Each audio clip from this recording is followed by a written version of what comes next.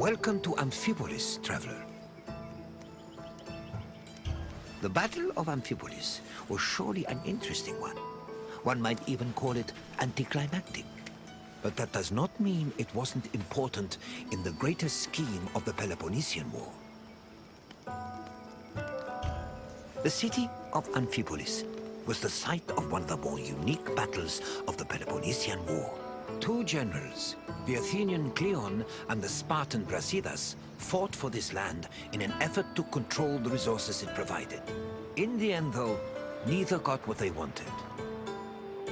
Look for me when you finish your visit, and we can speak of what you've learned.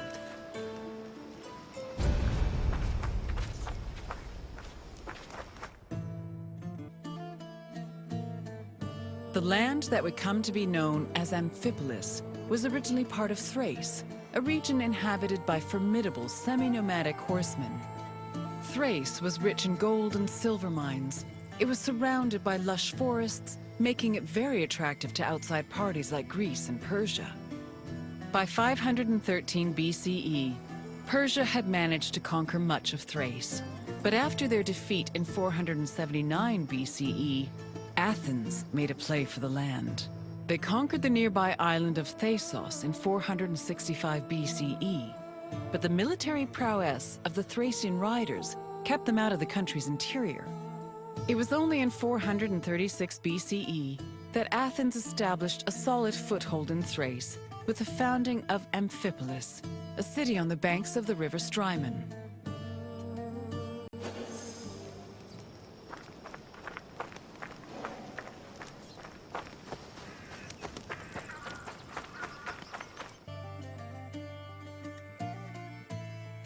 During the Peloponnesian War, the Spartan general Brasidas sought a way to subvert Athenian power across the Greek world. He set his sights on capturing the coast of Thrace, hoping to seize the resources the area provided. Brasidas knew that many of the Greeks living in Thrace hated the greed and brutality of their Athenian neighbors and decided to take advantage of the situation. He set off on an expedition to Amphipolis, accompanied by 1,000 hoplites and 700 helots, and arrived before the city in the winter of 424 BCE. At Amphipolis' ramparts, Brasidas announced that he preferred to take the city peacefully and promised to allow safe passage to any inhabitants who wished to leave, in addition to sparing those who wanted to cooperate. This proposal was well received by the city's residents, and he was able to capture Amphipolis without striking a single blow.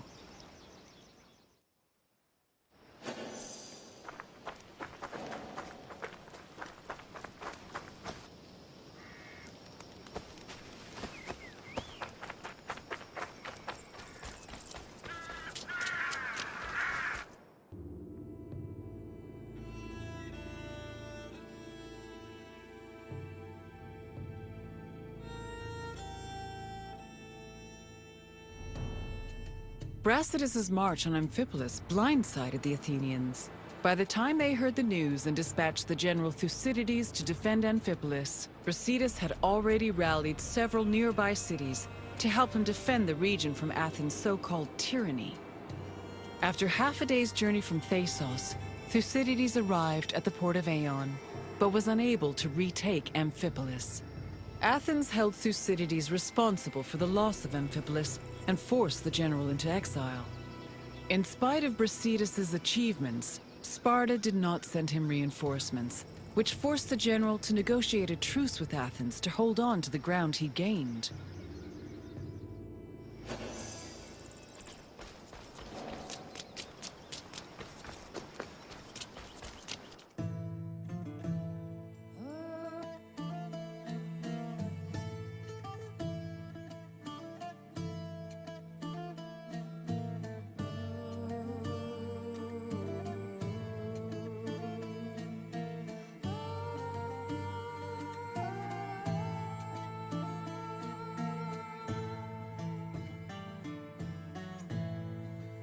The matter of how to deal with Amphipolis divided Athens. The politician Nicias, as well as the city of Sparta, hoped that peace could be negotiated.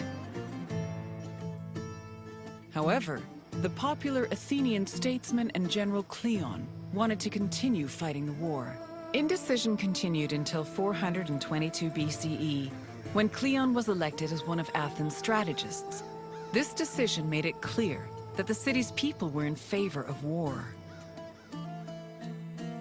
The truce was ended, and Cleon began his journey to Amphipolis, retaking small towns that had been conquered by Brasidas along the way. On arriving at the port of Aeon, Cleon requested troops from the king of Macedonia. He also hired several Thracian mercenaries to bolster his force's numbers. Afterwards, all Cleon could do was wait for the remainder of his reinforcements.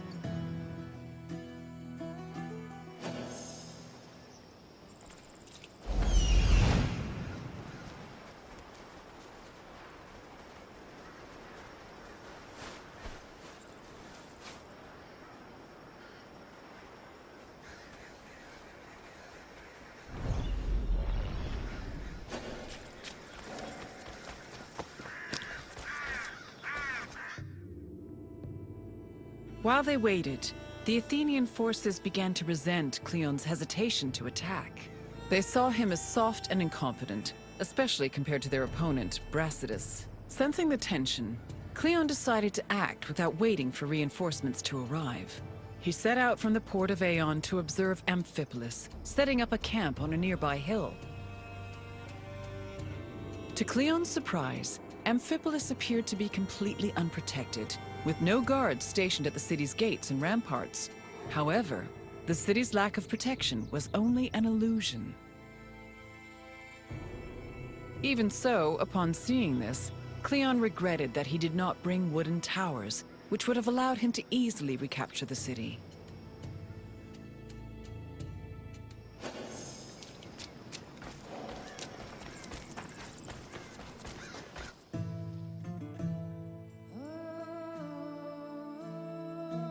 Brasidas positioned his own troops in a nearby wooded area to get a better view of Cleon's army.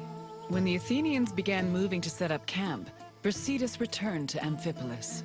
He believed his army was less well-trained than the Athenians and decided to rely instead on cunning tactics and Cleon's inexperience as a military leader. Brasidas organized a two-prong attack. He would personally lead a small raid, then one of his lieutenants would follow up with a second attack shortly after, disorienting the enemy. He had barely finished formulating his plan when he saw Cleon's army pack up and retreat back towards the coast. The cowardly display made Brasidas realize that perhaps victory would be easier than he thought.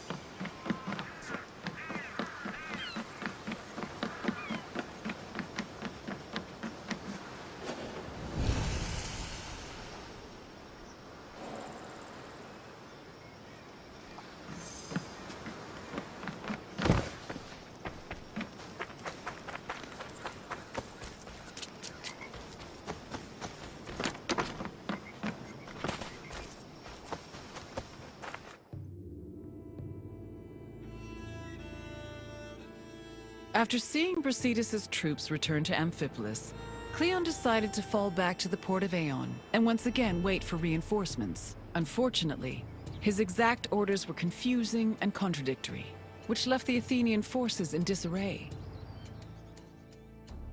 Brasidas took advantage of this confusion and began his attack. Cleon's forces panicked, which made them easy prey for the Spartans. 600 Athenians were killed, while the Spartans only lost 7 men. Cleon's remaining forces took refuge in Aeon, where the bodies of their comrades were eventually returned to them, though only after being stripped of their weapons.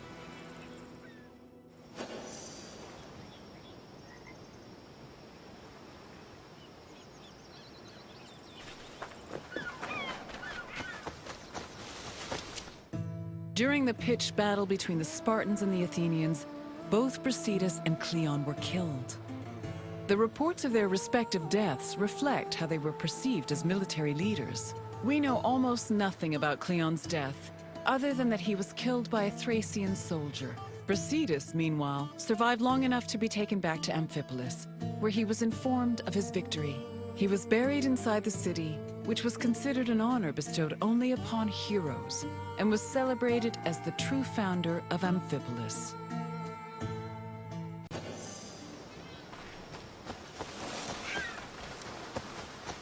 The Battle of Amphipolis temporarily put an end to the hostilities between Athens and Sparta. The Athenian forces returned to Piraeus, while Sparta called back the reinforcements they'd sent for Brasidas. The death of both Brasidas and Cleon encouraged the two cities to push for peace.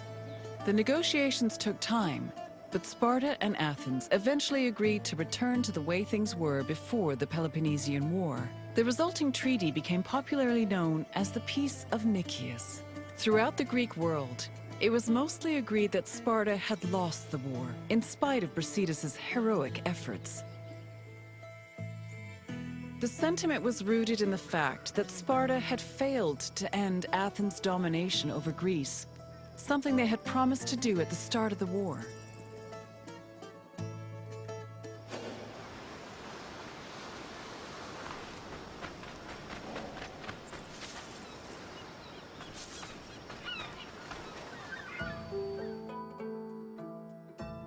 I see you're done with your tour.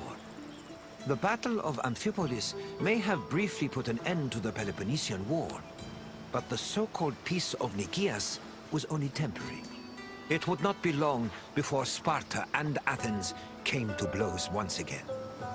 Now, is there something else you'd like to do? Feeling up to a test? Then let us begin. Which Athenian politician wanted to negotiate peace with Sparta?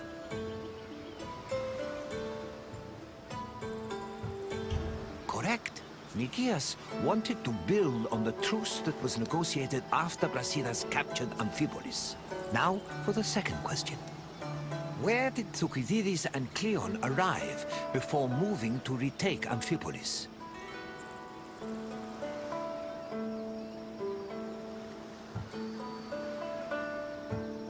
Yes, Ion is where both Thucydides and Cleon's forces arrived before trying to retake the city.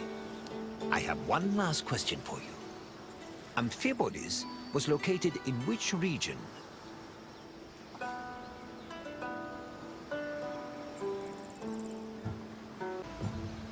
Yes, Amphipolis was located in Thrace. It seems there's nothing I can ask that you cannot answer. Congratulations, traveler. Very well. I hope you enjoyed your visit.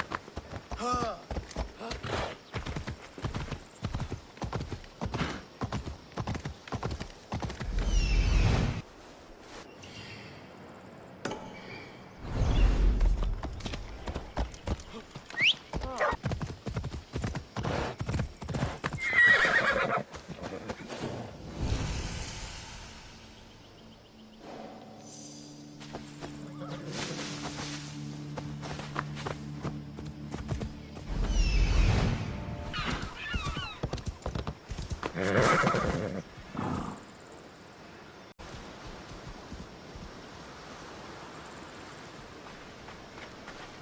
see you're done with your tour. The Battle of Amphipolis may have briefly put an end to the Peloponnesian War, but the so-called Peace of Nikias was only temporary. It would not be long before Sparta and Athens came to blows once again. Now, is there something else you'd like to do? Your eagerness for more knowledge is admirable. Follow me, traveler.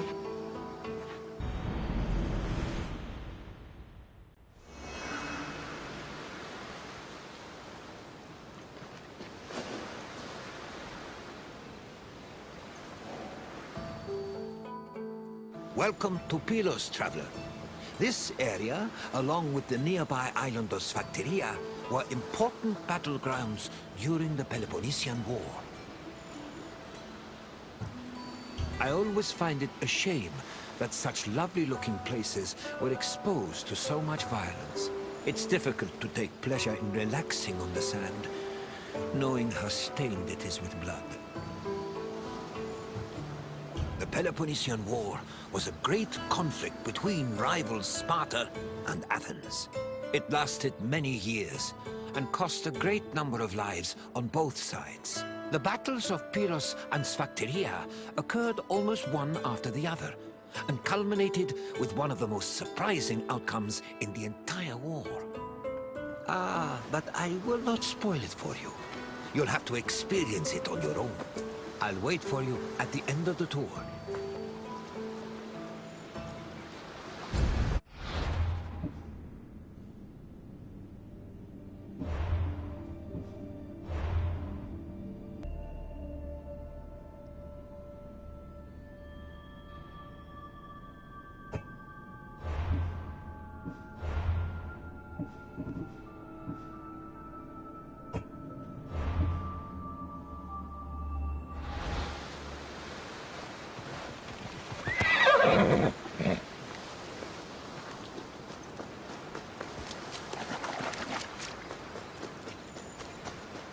Since 431 BCE, the Peloponnesian War had been raging between Athens, Sparta, and their allies, with neither side gaining much ground. But in 425 BCE, an Athenian general named Demosthenes changed that.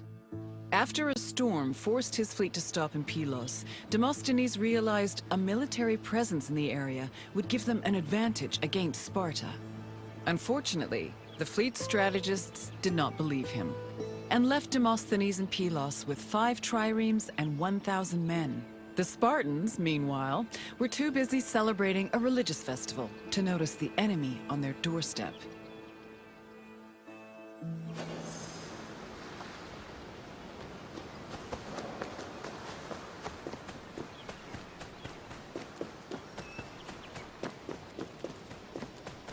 Once Sparta discovered the Athenian presence on Pylos, the Spartan king Agis mustered his troops and fleet. Sparta then descended on Demosthenes' outpost, attacking from both the sea and the mainland. The Athenian general had to mount a hasty defense. He pulled his boats back to the foot of the ramparts and fixed them in place with stakes, providing extra cover. Then, going against all the established rules of battle, he descended with his hoplites to fight on the rocky shore, where he believed the Spartans would disembark. His gamble paid off, and the Spartans did indeed attempt to land at this location, though Demosthenes' forces made them hesitate. One of the Spartan leaders, Brasidas, decided to make the first move by ramming the rocks with his boat, exclaiming, "It's only a few planks." He paid for his actions when his shield slipped into the sea after descending from his boat, leaving him open to many blows. The battle raged on into the night and continued to the next day, remaining locked in a stalemate. However, on the evening of the second day, Athenian reinforcements arrived.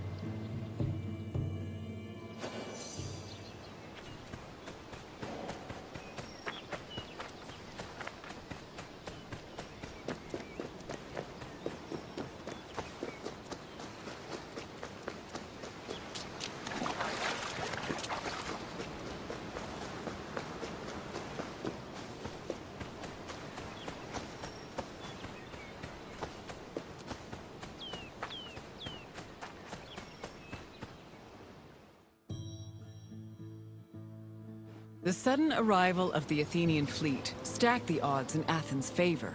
The fleet decided to hold off their attack until the next day, when they swarmed the Spartan ships. They successfully captured 5 enemy ships and damaged many others, cutting off access to the nearby island of Sphakteria. Then, to add insult to injury, the Athenians raised a stake hung with weapons they'd captured from the Spartans, including the shield of Brasidas. Meanwhile, the 420 Spartans on Sphakteria were trapped, and Sparta was completely helpless to rescue them.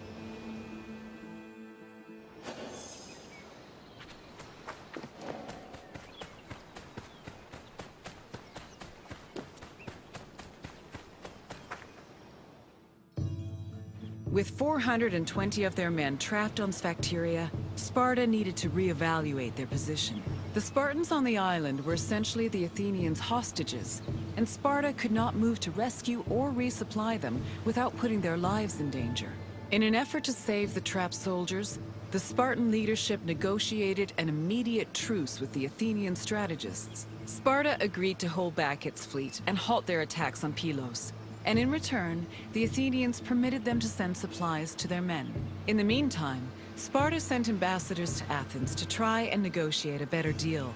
The hasty truce greatly humiliated Sparta, as they were forced to recognize just how helpless their infantry was in the face of an Athenian fleet.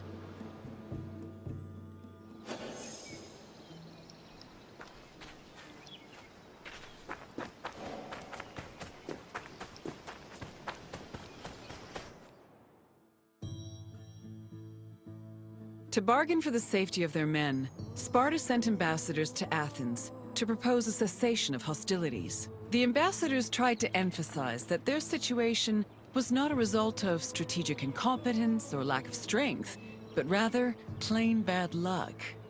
According to them, the Spartans on Sphakteria did not deserve to suffer further, because they were trapped through no fault of their own. These statements provoked the ire of Cleon, a popular Athenian politician known for his populist speeches. Cleon insisted that the terms of negotiations be discussed openly before the assembly and the Athenian people, instead of in private. The Spartan ambassadors were not as comfortable with public speaking as the Athenians, so they decided to leave.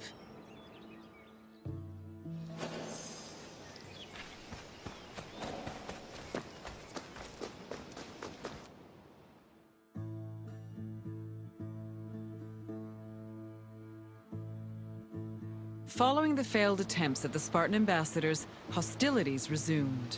Back in Athens, Cleon took matters into his own hands. After being elected general, or strategos, he left to join the ongoing battle, accompanied by javelin-armed infantry and archers. With renewed strength and numbers, the Athenians landed on Sphakteria and engaged their enemy. The battle was hard fought, but they eventually managed to surround the remaining Spartans. It was then that Cleon invited the Spartans to surrender, as he hoped to return to Athens with prisoners. The Spartans were exhausted after spending 72 days on the island, so they accepted Cleon's offer and laid down their arms. A Spartan capitulation had previously been unheard of, and the news of their surrender echoed throughout Greece like thunder.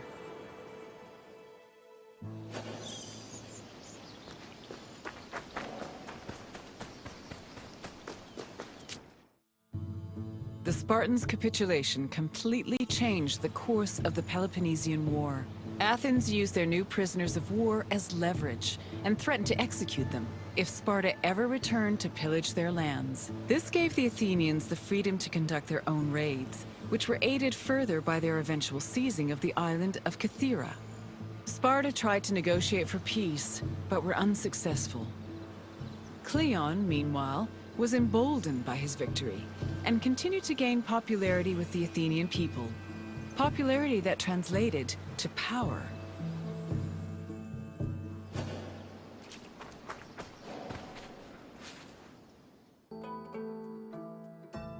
I hope you enjoyed learning about the battles of Pylos and Sphakteria. The battles were hard fought by both sides, but Athens' victory gave them an enormous boost in morale. It encouraged them to be more aggressive, and it was some time before Sparta recovered from the aftershocks of their historic surrender. Now, is there anything else you'd like to do? I'm happy to oblige. Let's begin. Where were Demosthenes and his fleet forced to land during a storm? Yes, Demosthenes landed at Pylos, where he was inspired to set up an outpost. On to the second question. Which famous Athenian argued with the peace-seeking Spartan ambassadors? Correct. Cleon demanded the terms of the peace be discussed in front of the Athenian assembly, which greatly dissuaded the ambassadors. One last question. Which Spartan general rammed Pylos with his ship?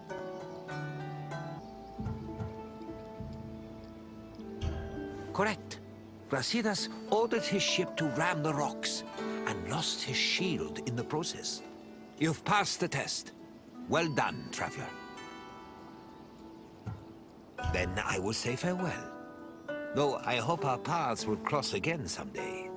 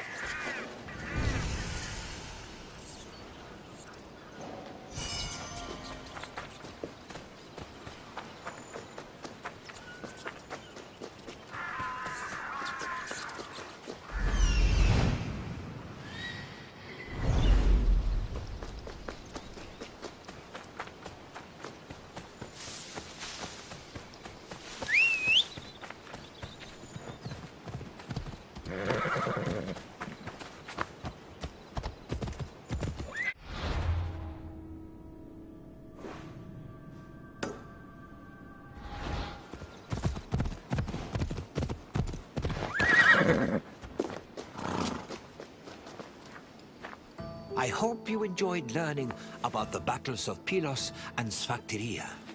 The battles were hard fought by both sides, but Athens' victory gave them an enormous boost in morale.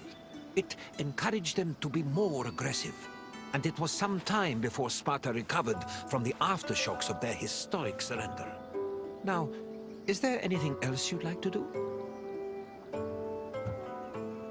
I admire your desire for more knowledge. Follow me.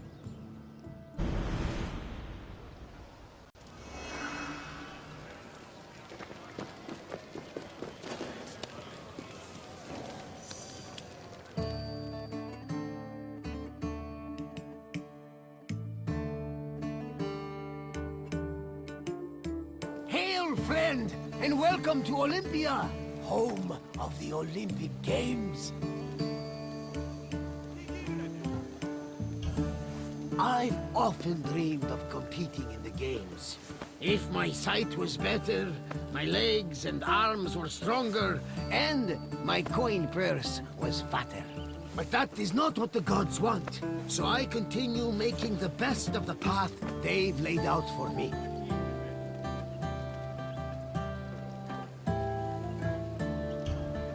We're standing in the main section of Olympia, where the Olympic Games themselves took place. Over the course of the festival, athletes competed against each other for prestige and glory to honor themselves and their cities. Enjoy your visit, friend. I'll check in when you're done to make sure you've been paying attention.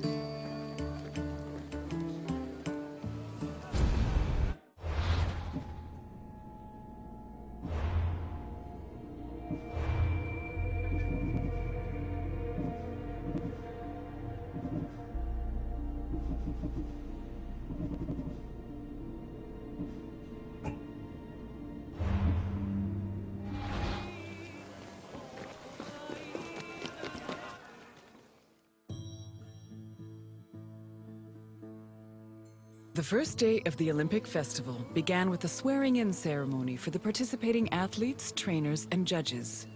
The ceremony took place in front of the altar of Zeus Horkios, or Zeus of the Oath. Athletes would swear that they would follow the Olympic rules, while judges promised to be fair and unbiased. Then the competitions began, starting with a contest between heralds and trumpeters over who would have the privilege of announcing the games. The first day's athletic competitions consisted of wrestling, running, and boxing events for the youngest athletes, aged 12 to 18.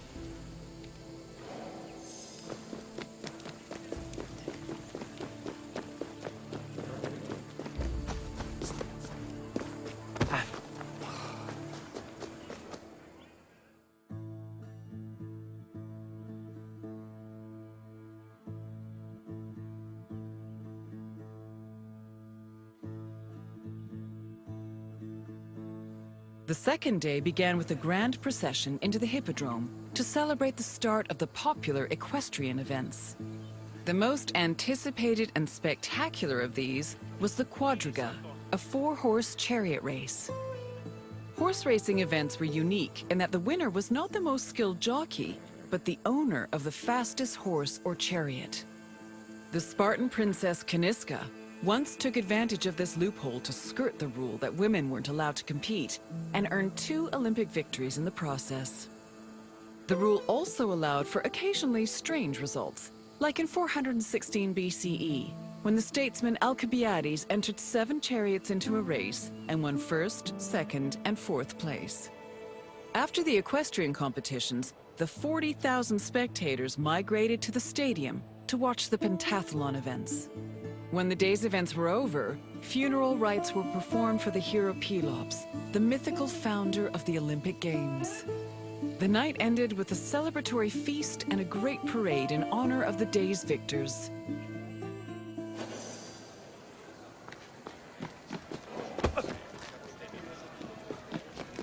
Ποιος εμέπευες?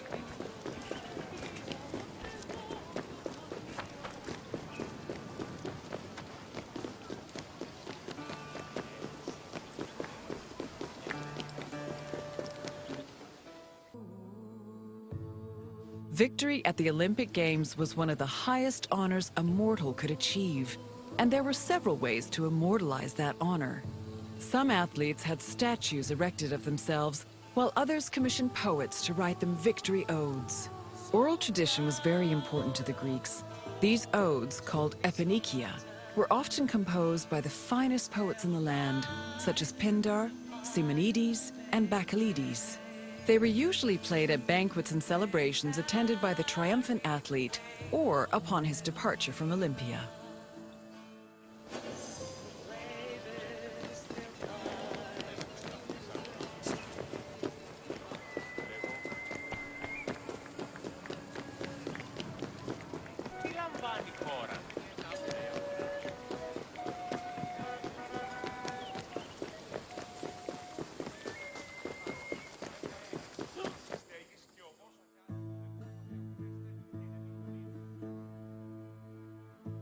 The pentathlon took place at the stadium on the second day. As its name implies, it was made up of 5 events: discus throwing, javelin throwing, jumping, racing, and wrestling. There are several differences between the ancient version of events and their contemporary counterparts. For example, ancient long jumpers held weights in their hands to give them momentum to launch, since there was no run-up before the jump. Similarly, if an athlete won the first 3 events, they were immediately declared the winner, instead of being judged by their overall performance in all 5 events. Running events work the same as they do today, with the notable exception of all the athletes being nude. As for wrestling, competitors were not divided by weight class as they are today, but instead by age. The winner was the first to throw his opponent to the ground 3 times.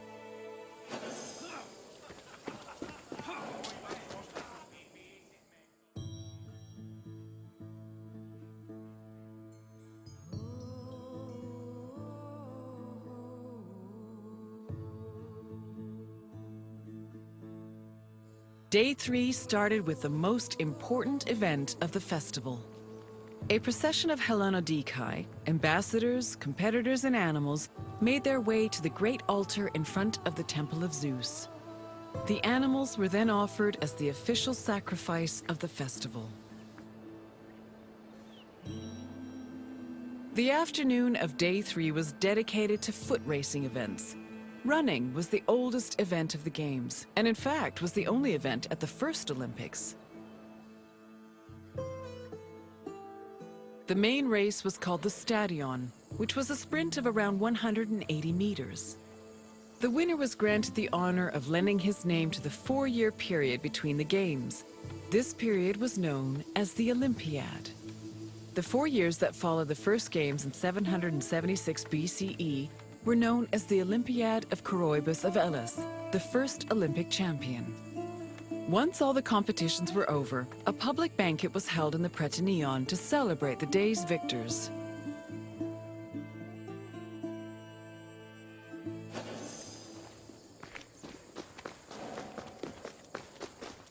Day 4 was mainly for combat events. Wrestling matches were held in the morning, followed by boxing and pankration. Pankration was a no-holds-barred mix between wrestling and boxing.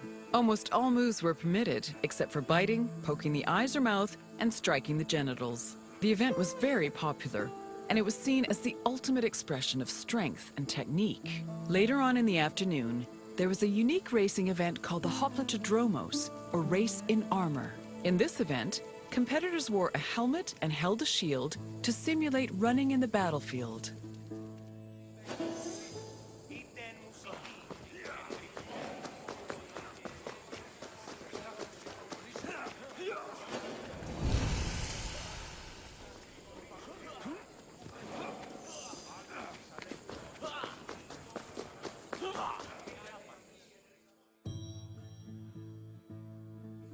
The Hellenodikai, or judges of the Greeks, were both the game's adjudicators and their organizers.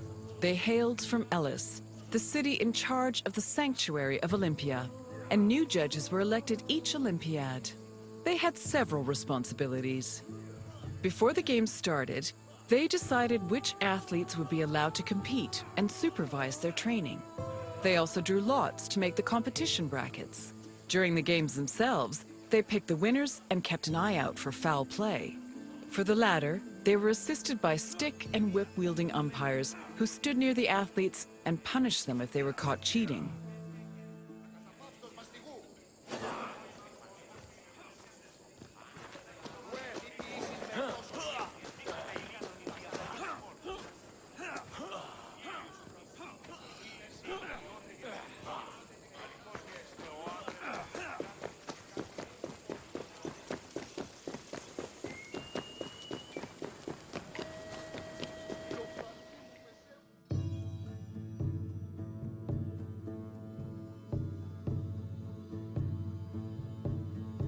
Victory in Olympia was one of the most prestigious honors in all of Greece. Not only would victors be showered in glory in their home city, but their names would be known across Greece. The temptation to glory led some athletes to break their oath to Zeus and cheat. This could be dangerous, as there were many possible punishments should cheaters be caught. They could be disqualified and fined, or if they were caught cheating during a match, they would be beaten by nearby umpires. The most powerful deterrent of cheating, however, was shame.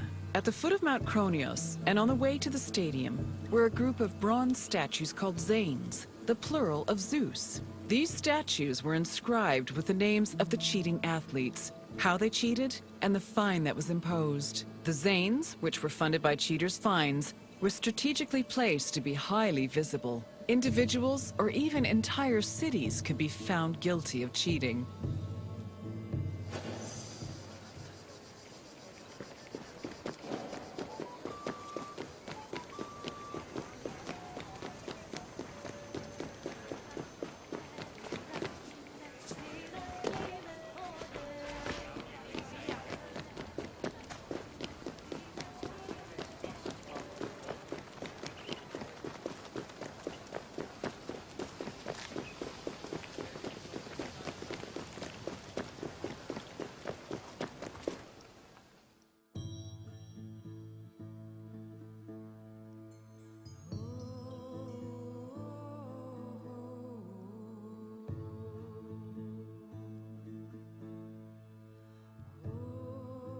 The Prytaneion was the administrative center of the cult of Olympia and the Olympic Games. The building housed the sanctuary's priests, as well as the game's officials. It was also used to stage the grand banquet held on the evening of the third day to honor victors. It also had a sacred function. Its central chamber was the location of the Fire of Hestia, a sacred flame that burned day and night. This fire was used to light the other altars around the sanctuary. This practice may have partially inspired the modern tradition of carrying the Olympic torch.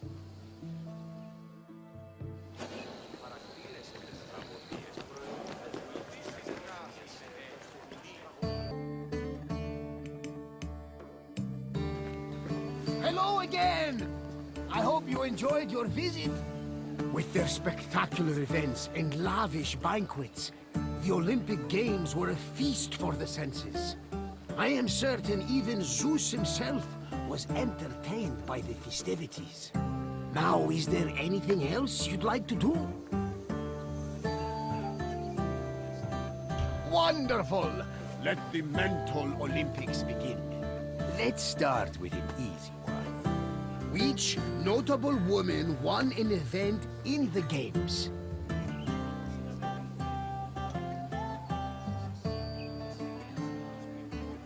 Correct! She won 2 equestrian events thanks to her savvy horse purchases. This next question is slightly more challenging. Which of the following is not a famous Greek poet? You are right! Brasidas was a renowned Spartan general, and he didn't have time for rhymes and pretty words. Time for the final question. How many events were in the pentathlon? Yes! The Greek word for pende means 5, and the pentathlon had 5 events. Well done, my friend! You truly possess a sharp mind. Very well. Safe travels, my friend.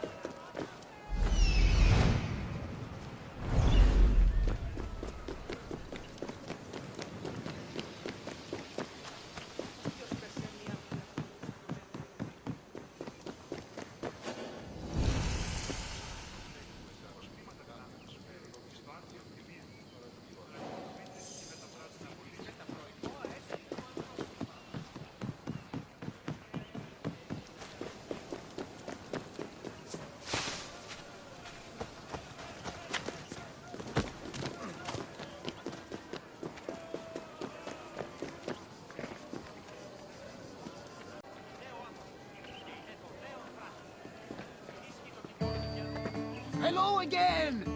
I hope you enjoyed your visit. With their spectacular events and lavish banquets, the Olympic Games were a feast for the senses. I am certain even Zeus himself was entertained by the festivities. Now, is there anything else you'd like to do? Thirsty for more, eh? I don't blame you. Follow me.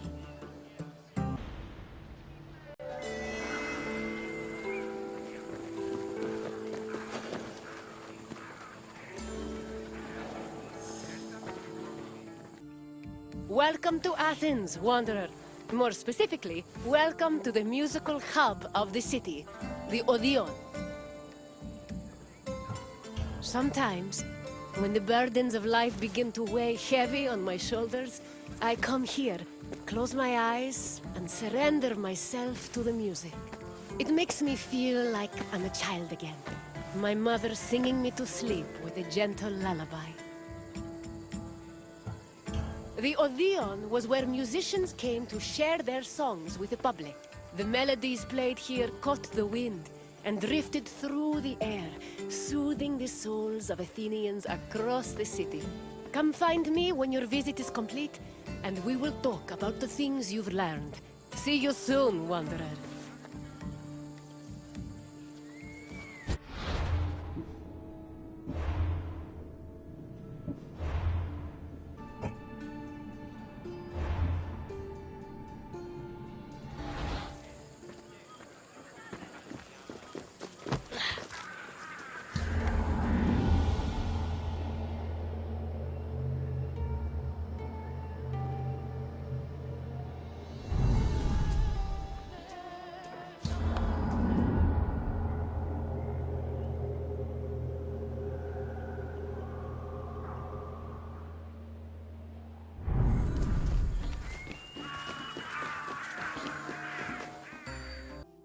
Music played an important part in almost every aspect of ancient Greek life. Whether attending a public gathering, rubbing elbows at a dinner party, laying out offerings in a temple, or marching into battle, there was a song for everything. Aristotle even wrote that music increased the efficiency of laborers, and it was often played for rowers and field pickers to keep them working at a steady rhythm.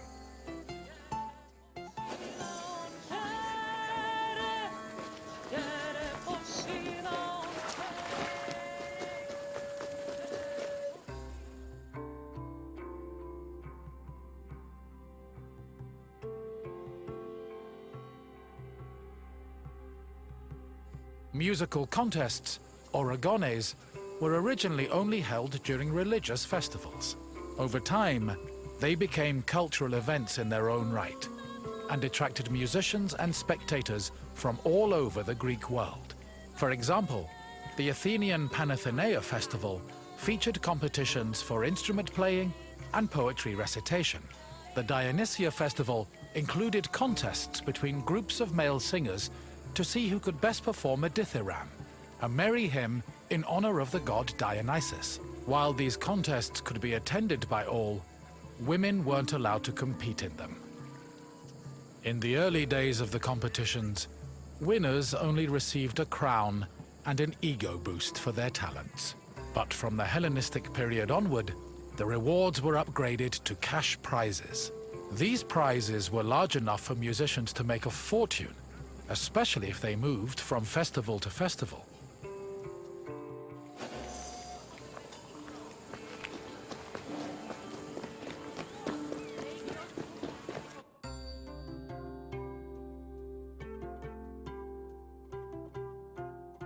The Odeon of Pericles was built sometime between the 440s and 430s BCE. The building was commissioned by Pericles for use in the Panathenaea festival. The Odeon was also a venue for poetry readings, political rallies, and philosophical performances.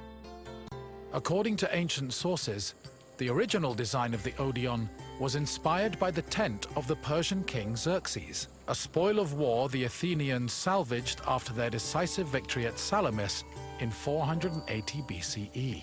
The building's roof was made of timber from captured Persian ships. In this sense, the Odeon was both a triumphant symbol of Athens and an insult to their Persian enemies.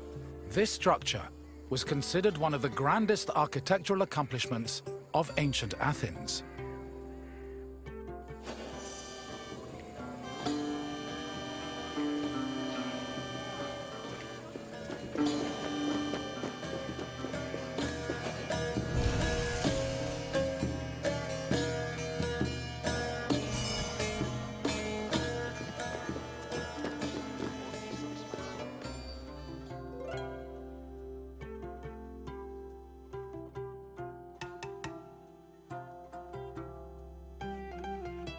In ancient Greece, there was a type of music for almost any occasion. Complicated songs like hymns, paeans, and dithyrambs were meant for the ears of the gods, and as such were usually played during religious ceremonies and civic life. Meanwhile, a hymenaeus was a song performed at weddings, and a threnody accompanied funeral processions. For more merry occasions like symposia, scholia were the soundtrack of choice. However, drama was considered the epitome of artistic expression, since it combined songs with poetry, dance, acting, and costumes. Plays were thought to be the connection between mortals and gods, and the songs that accompanied them, especially those from the tragedies of Euripides, often became huge hits in the rest of Greece.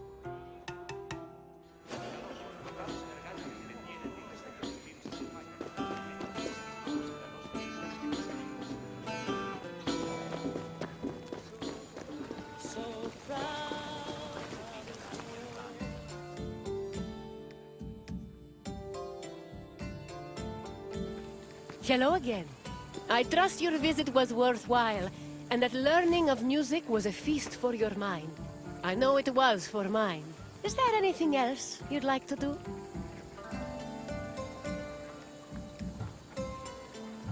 Fancy yourself an expert on music? Then let's put your knowledge to the test. Which of the following songs was played at weddings?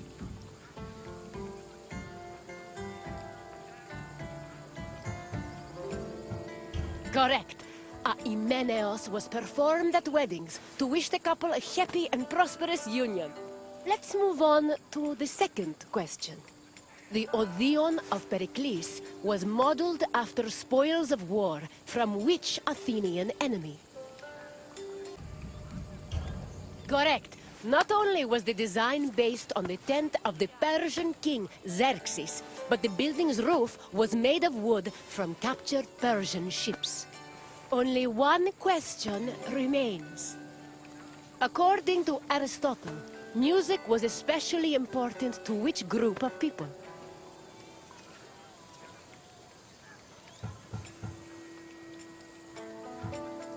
According to Aristotle, music was especially important to which group of people?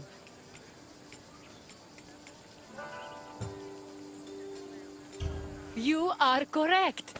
Aristotle believed music improved certain motor skills, so it was played for field pickers and rowers to increase their work output. You definitely have an ear for music, Wanderer. I applaud you. Farewell, wanderer. I hope you enjoyed the sweet sounds of the Odyssey.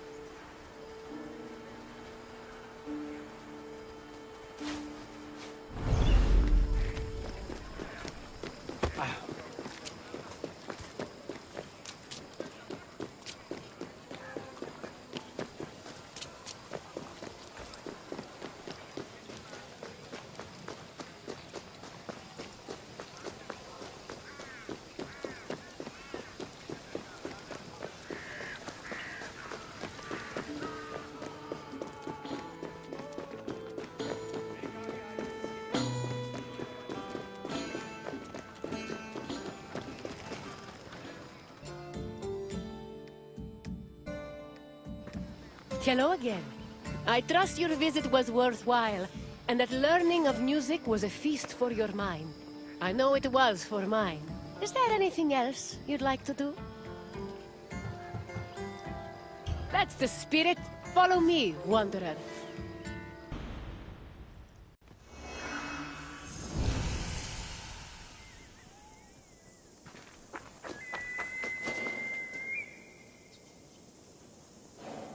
Welcome to Knossos, traveler, where the Minotaur once prowled.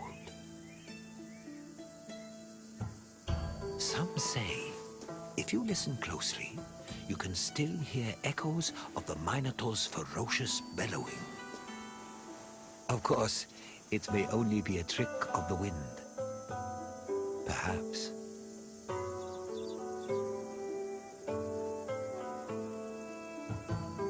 Knossos was the seat of the old Minoan civilization, where King Minos once supposedly ruled. These ruins have been the backdrop for many important events in both history and mythology. Look for me when your visit is over, and we'll discuss what you've seen.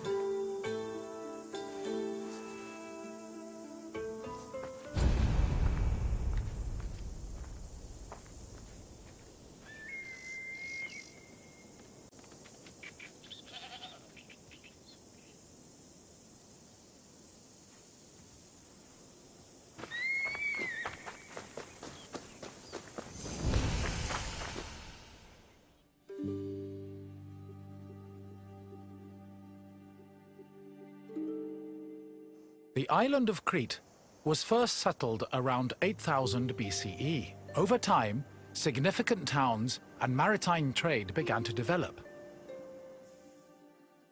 Palaces were built, destroyed, and then rebuilt, culminating in what archaeologists call the Neopalatial period, which began around 1700 BCE. This period lasted for over 300 years and is considered the golden age of Minoan civilization. The largest palace of this period was located in Knossos and featured maze-like complexes of workshops, temples, courts, throne rooms, and living areas, as well as paved roads and advanced plumbing and draining. Trade and external relations were important to the Minoans, and their networks extended across the eastern Mediterranean. As a result, the people of Crete and the lands they traded with often influenced each other and exchanged ideas, usually through peaceful interactions instead of military conflict.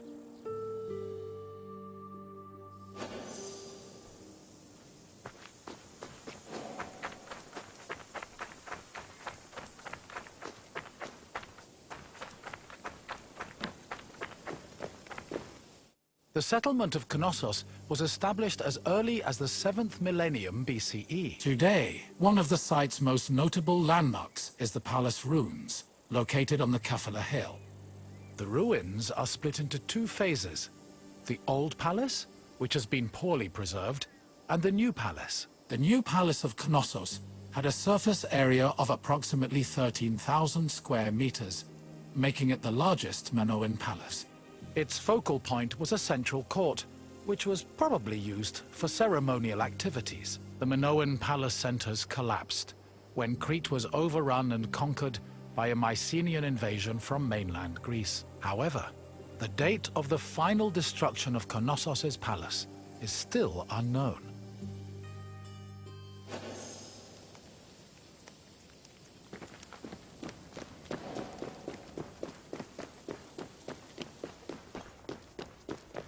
During the new palace phase, the ground floor was dedicated to economic activities and contained large storage rooms. The residential quarters, which notably had toilets, were located southeast of the central court, at the foot of the grand staircase. The palace was lavishly decorated with wall paintings depicting things like bull-related sports and richly dressed women. Large stone horns of consecration, which were important Minoan religious symbols, hung prominently in the west court. Other notable parts of the palace include the theatrical area, which is believed to have served as a viewing space, the tripartite shrine, which was dedicated to the worship of an important Minoan deity historians refer to as the Mother Goddess, and the Piano Nobile, a grand space located on the palace's second floor.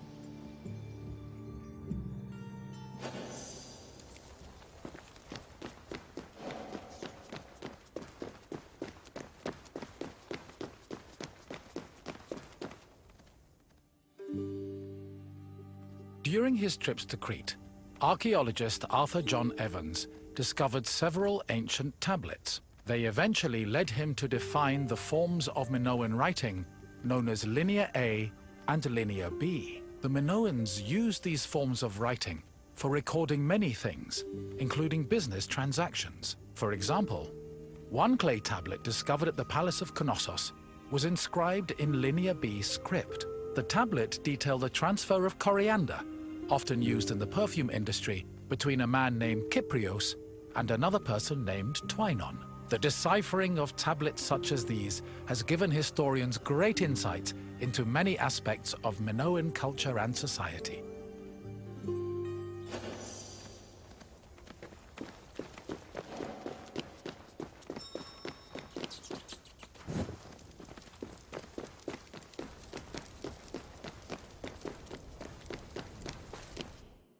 According to myth, the half-man, half-bull Minotaur was born after Queen Pasiphae slept with a bull sent by the gods as punishment upon her. This embarrassed King Minos, but he could not bring himself to kill the Minotaur.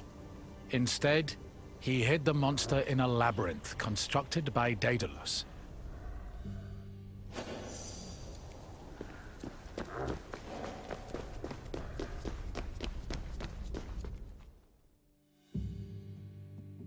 Daedalus was an important figure in Greek mythology, an ingenious inventor. He once became so jealous of his similarly clever nephew that he threw him from the top of the Athenian Acropolis. As a consequence, Daedalus was banished from Athens. though this did not prevent him from being able to get work. In Crete, he was hired by Queen Pasiphae to construct an artificial cowsuit that would allow her to seduce a bull she was particularly taken with due to a curse from the gods. Daedalus complied, and his invention helped facilitate the birth of the Minotaur. Afterwards, Minos conscripted Daedalus to build the labyrinth, presumably as penance for his role in creating the Minotaur. But perhaps the most well-known story about Daedalus involves his son, Icaros, who used wings built by his father and flew too close to the sun, thus plummeting into the sea.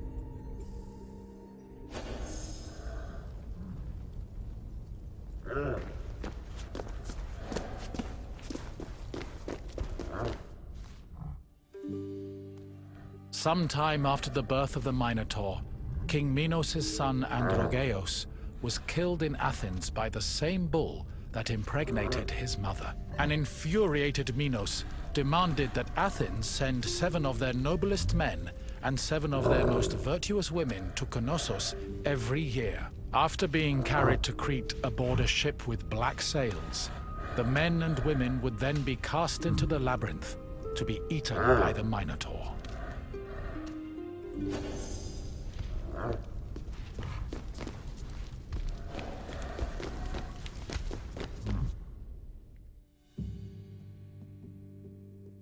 One of the Athenian youths chosen to be imprisoned in the labyrinth, Theseus, had enough of the morbid ritual. Before leaving Athens, he proclaimed he would kill the Minotaur, then return to his city on a ship flying white sails. Before entering the labyrinth, Theseus met King Minos' daughter, Ariadne, who fell madly in love with him. Ariadne provided Theseus with a thread he could unravel to help him find his way back out of the maze. Armed with this thread, Theseus entered the labyrinth, killed the Minotaur, escaped the maze, and set sail for Athens with Ariadne by his side.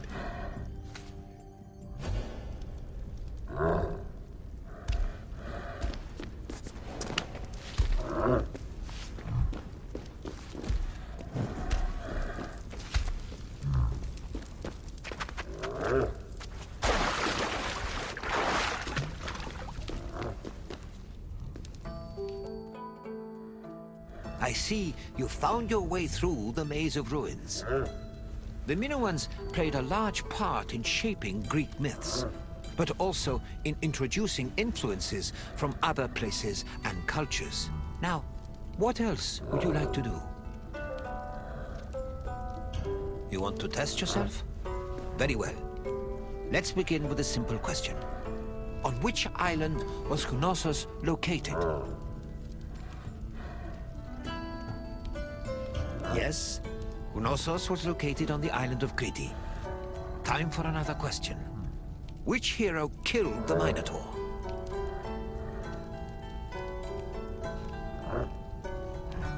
Correct. Theseus slew the Minotaur, then escaped the labyrinth thanks to some thread from Ariadne. Now for the last question.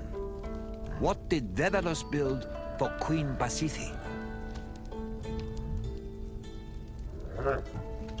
Yes, Daedalus made Pasiphae a cowsuit, so she could seduce the bull she was cursed to love. Congratulations, traveler. You are a true student of history.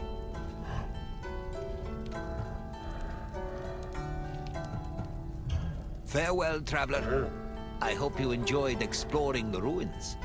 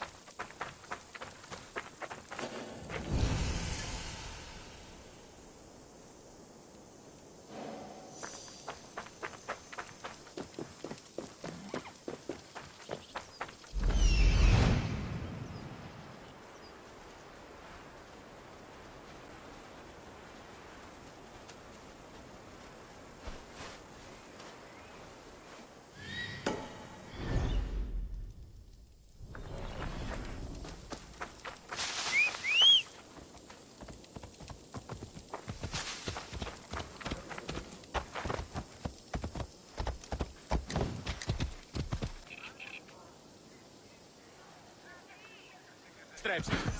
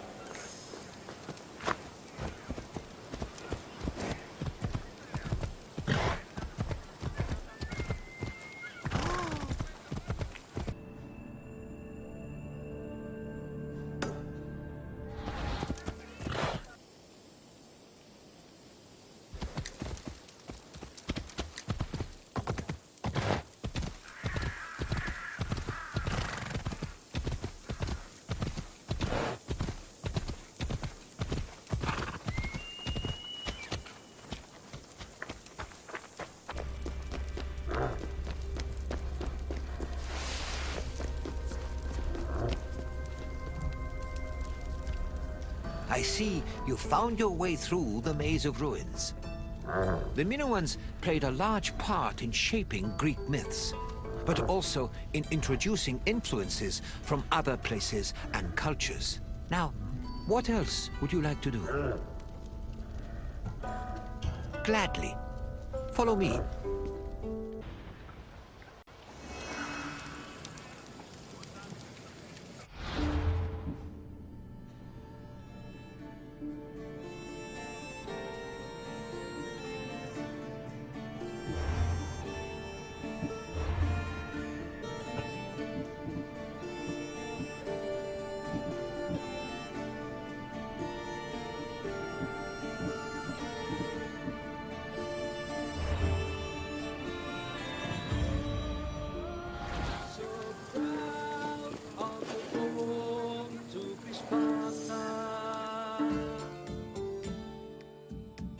Welcome, wanderer, to one of the most prestigious places in Greece, the theater.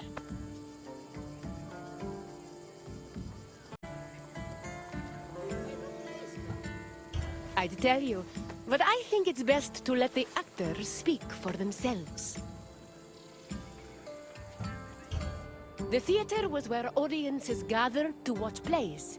They were the highest form of art in Greece, and people saw theater as a symbol of complete harmony between the mortal world and the divine. When you're done taking in the sights and sounds, come see me, and we'll talk more. Until then, wanderer.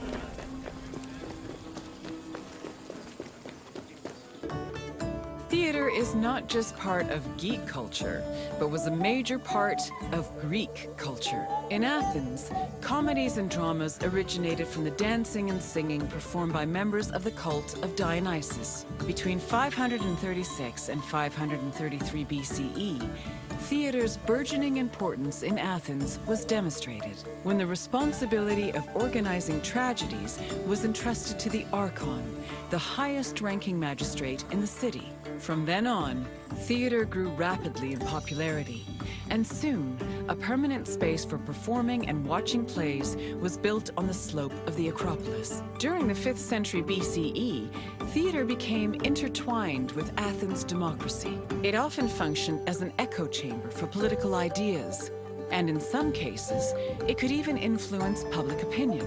As a result, in the 4th century BCE, Plato coined the term theatrocracy to describe his city's politics.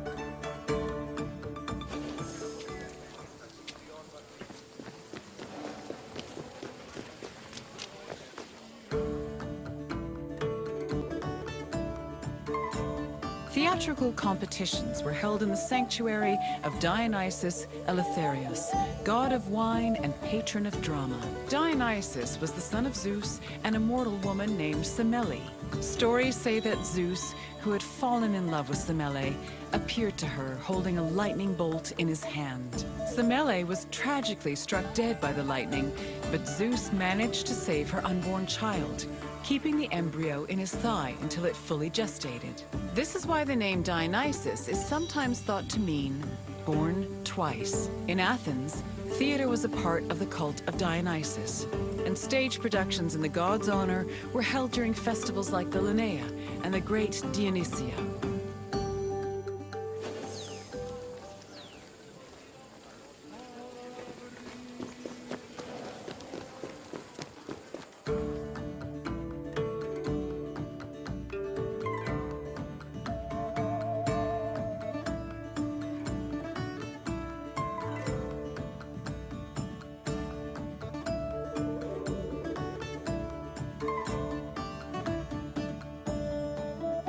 In Athens, there were 3 festivals that honored Dionysus with drama performances: the rustic Dionysias, the Linnaea, and the Great Dionysia. For the rustic Dionysia, each deme of Attica organized their own Dionysiac procession. The parades were full of phallic songs, dances, and symbols meant to signify fertility, and participants wore drunkard masks and sang bawdy lyrics about the god. The Linnaea was the oldest Dionysian festival. It was exclusively reserved for Greek citizens and mostly made up of comedy performances. Finally, the Great Dionysia was the most important festival. Taking place over several days, it began with a parade called a Phallophori, followed by a dithyramb contest, and ending with consecrated drama competitions.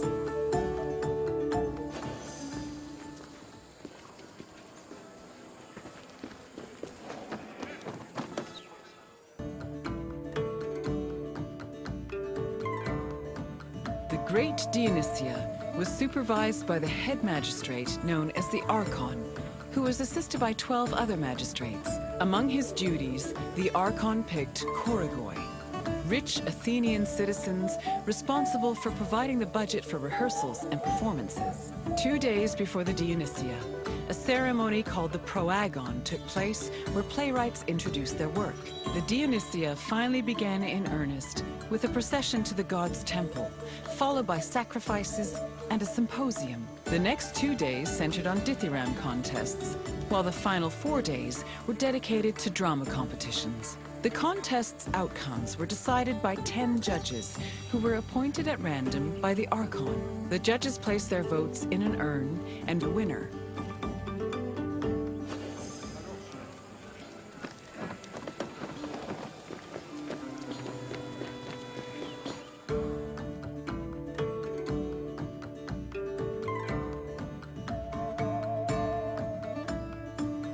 All Athenian stage actors were male, regardless of whether they were playing men or women.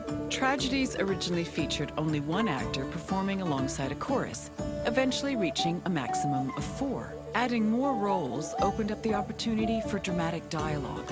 During performances, they prepared themselves in the skene, a building that served as a backstage area, before emerging onto the proscenium, or stage. The skene could be painted to represent backdrops like palaces, temples, and tombs. Its roof was reserved for appearances by the gods. These gods could be moved around with a crane called a mechane, which produced spectacular visual effects. On stage, actors wore masks and elaborate costumes. For tragedies, they were adorned with magnificent clothes, while for comedies, actors playing male characters wore hugely exaggerated phalluses, probably to maximize the laughs.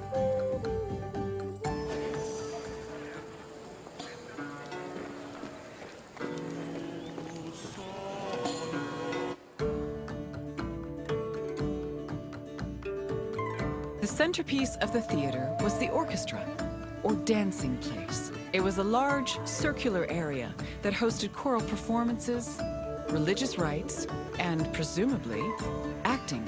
Choruses were composed of men wearing masks and costumes. Any Athenian citizen could be choritai, as long as they were selected by the chorus director.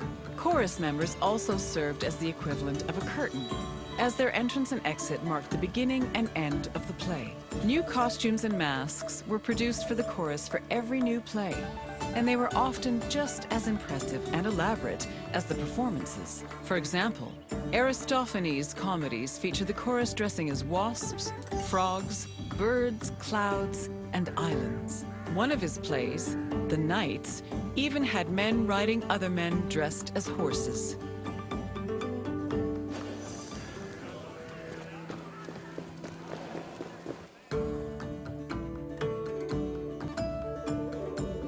Half 1,000 people, nearly a tenth of the population of Attica. Its excellent acoustics made it ideal for drama, but it was also sometimes used for political meetings and parades. The theater was accessible to everybody.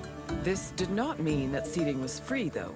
The first rows were normally where priests and public officials sat, while the central part of the auditorium was reserved for ambassadors and guests of honor. There is also evidence that men and women sat separately. In general, theater audiences were emotional and noisy. During performances, they would shout, curse, and throw things depending on their mood, and their reactions were just as much a part of the experience as the acting.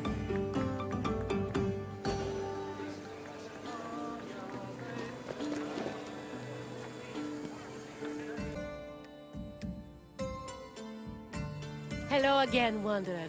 I hope your visit was entertaining. Though all art forms were important in Greek culture, none had the same prestige as theater, which provided a unique experience with every performance. Is there anything else you'd like to do? Really? Then let's begin.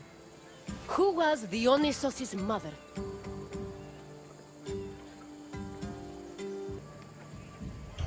Correct! Unfortunately, Semele died before her son was born, but Zeus saved the unborn baby and raised him as a god. Next, another question. Which competitions took place on the second and third days of the Great Dionysia?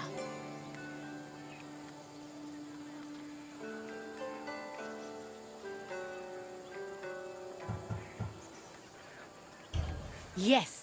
The Thyramvi were hymns dedicated to Dionysos, and the Thyrambos contests were held on the second and third days of the festival. And finally, the last question. Which of the following is the oldest festival dedicated to Dionysos?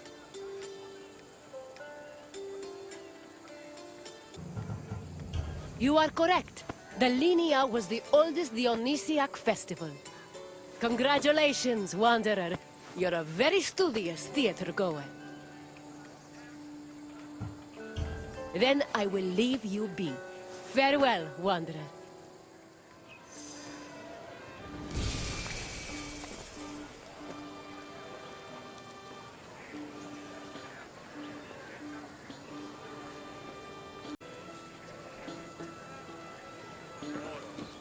Hello again, Wanderer. I hope your visit was entertaining.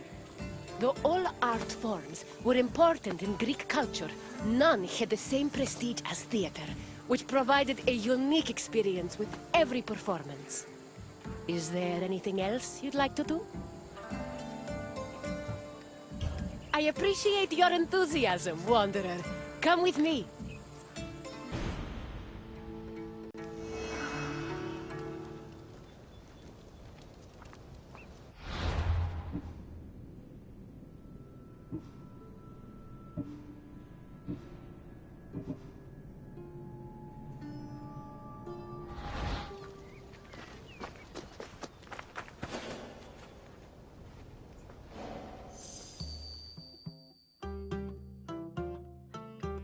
Hello, my friend! It is my pleasure to introduce you to Corinth's Temple of Aphrodite. It really is a lovely sight, isn't it? The temple, that is, not the ladies. Although they are also lovely. Lovely and lively and, I'm sorry, what were we talking about? In Greece, many love stories were told about the gods. How romantic! Sometimes they were heartwarming and happy, but they often ended in tears, tragedy, and a whole brood of illegitimate children. I'm looking at you, Zeus! Anyway, this tour will introduce you to some of these divine love stories, which may give you perspective on how the Greeks approached love in their own lives. Enjoy your visit, my friend. I'll come see you again when you finish the tour.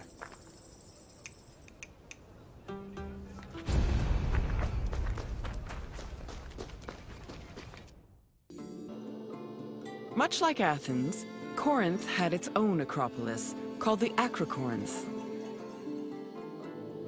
The natural promontory provided an excellent view of the surrounding territory. It was also the home of several sanctuaries, allegedly constructed in the 6th century BCE. The Acrocorinth's most famous attraction was the Temple of Aphrodite. Pausanias describes it as having statues of Aphrodite, her son Eros, and the sun god Helios. According to Strabo, the temple's most distinguishing feature was its servants, who acted as sacred prostitutes. However, Strabo is the only source for this information, and it is still hotly debated to this day.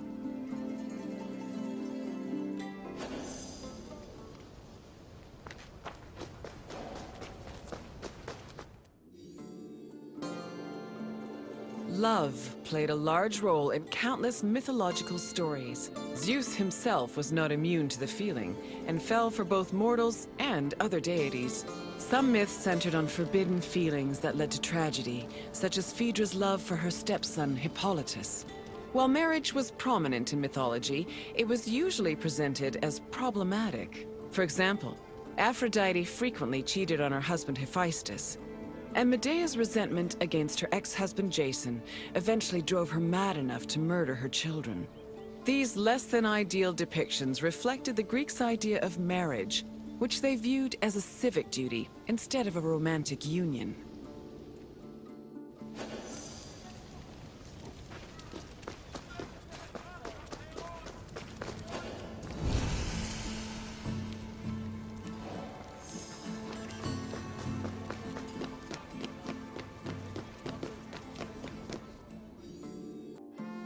The goddess Aphrodite was one of the mightiest Olympians and was typically associated with love, beauty, and sex. She was worshipped all across the ancient Mediterranean by men and women, both young and old. Her origins differ depending on the version of the story. The poet Hesiod says that she was born from the severed genitals of Ouranos, while Homer's version of the myth names her as the daughter of Zeus and Dione. Aphrodite appeared regularly in mythological stories and had many mortal lovers. Her favorite was Adonis, a beautiful boy who died tragically in a hunting accident. Aphrodite was devastated by his death, so she created a cult called the Adonia to commemorate him.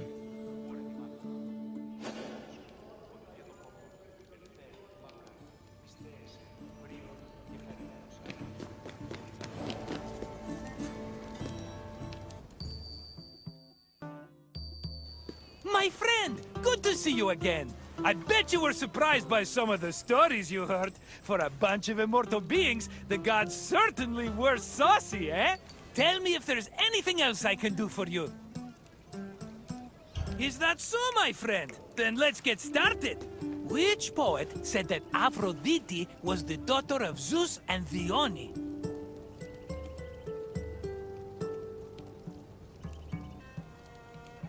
Yes, it was Homer who said Aphrodite was a child of Zeus. On to the next question. Medea was married to which legendary hero? Yes, Medea was married to Iason, but after he left her for someone else, she resented him so much, she murdered their children. But let's not talk about such depressing things. Instead, you can answer this last question. What was the name of Corinth's Acropolis?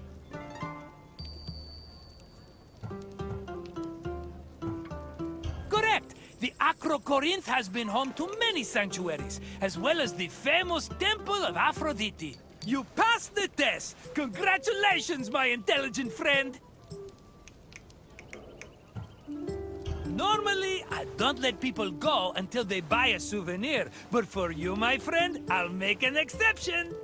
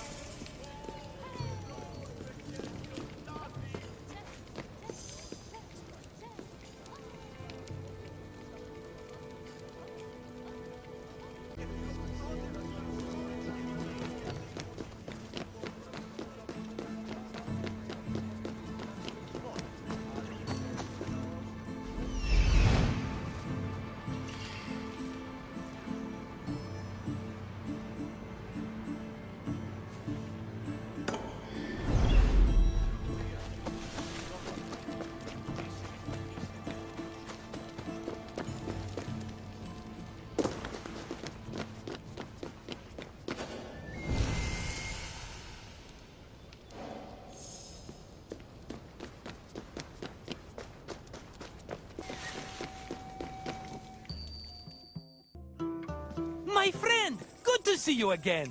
I bet you were surprised by some of the stories you heard. For a bunch of immortal beings, the gods certainly were saucy, eh? Tell me if there's anything else I can do for you.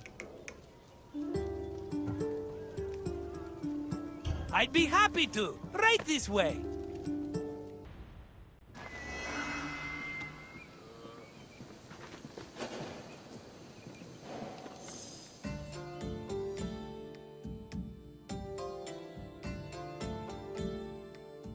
Welcome to the silver mines of Laurion.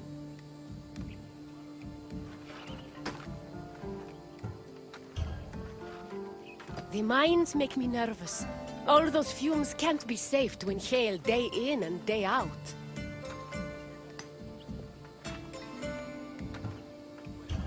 The Laurion silver mines were discovered between Thorikos and Cape Sunion, near Athens. They were rich in the mineral galena and provided Athens with much of the silver necessary to mint its currency. Because of this, the mines were invaluable to the city, and the resources they provided helped turn Athens into one of the most powerful states in Greece. We will meet again after you've seen what the mines have to offer. Farewell for now, wanderer.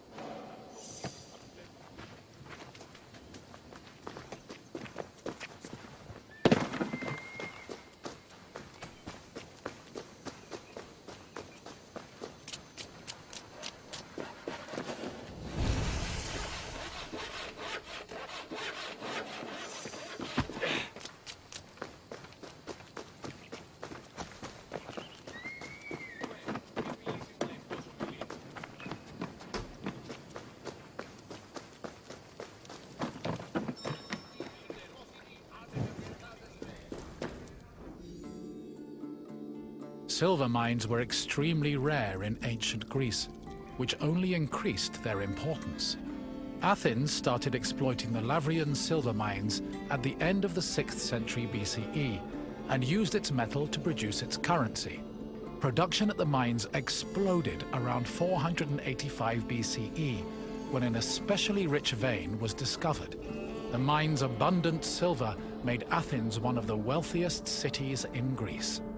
They also provided the resources necessary to build a fleet large enough to defeat the Persians at the Battle of Salamis. In short, the Laurion mines played an integral part in the emergence of Athens as a Greek superpower.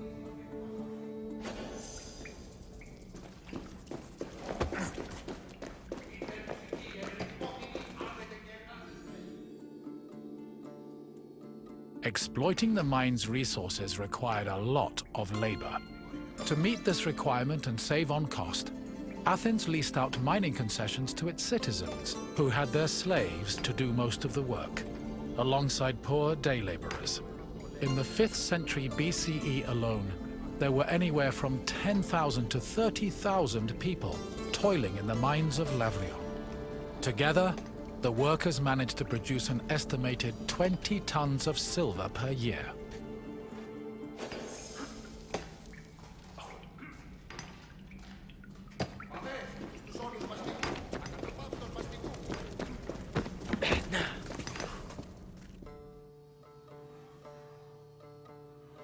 Mining in Laurion was a two-step process. First, the ore was extracted, and then it was refined. It took about 16 kilograms of raw ore to produce a single pure silver drachma of about 4 grams. Recovered artifacts from the mines provide some insight into the specifics of the mining process. Galleries were dug to follow the veins of ore. They were small and did not offer much space for the workers. They were also hand-cut, and it's believed that it took whole days to dig only a few centimeters. Once the galleries finally reached the veins, the ore was extracted and then crushed on mortar stone to prepare it for washing.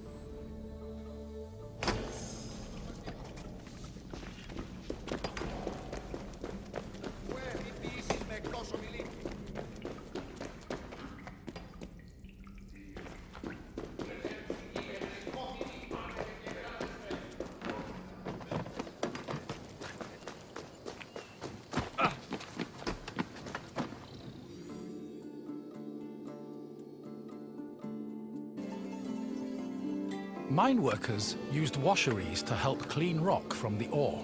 The washing process required a large supply of water, but Laurion was an infamously dry region. To compensate, cisterns were built in the mining area to collect and conserve seasonal rainwater. Once enough water had accumulated, workers poured it into wooden troughs containing rock and ore.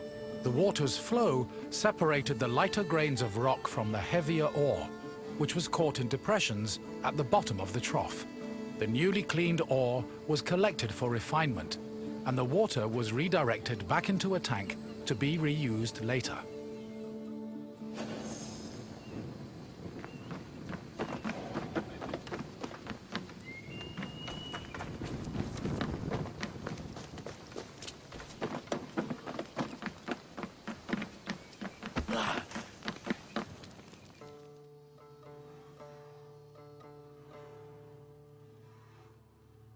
Once the ore was clean and dry, it was ready for smelting. Its purpose was to isolate the silver in the ore. To do this, the ore was placed in a conical furnace filled with combustible charcoal. Bellows pumped air into the furnace to control the temperature. Inside, the ore burned, emitting a toxic smoke that was evacuated through a chimney. Eventually, the silver alloy was separated from the slag and collected for the last step in the refinement process, cupellation. Cupellation removed any leftover lead from the silver.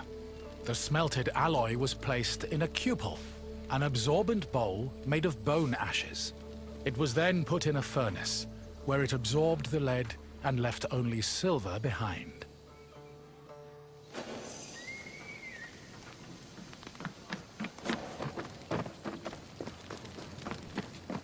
While the mines of Laurion belonged to Athens, the city frequently leased them to private citizens who exploited the site for anywhere from 3 to 10 years. These citizens enlisted slaves and poor day laborers to carry out most of the work. The workers had a very low life expectancy, about 3 to 5 years, due to the hazardous working conditions. The dangers they faced included toxic lead vapor in the air and lung-choking dust in the galleries. However, they were fed well enough to keep up their work, and their combined labor managed to produce an estimated 20 tons of silver a year.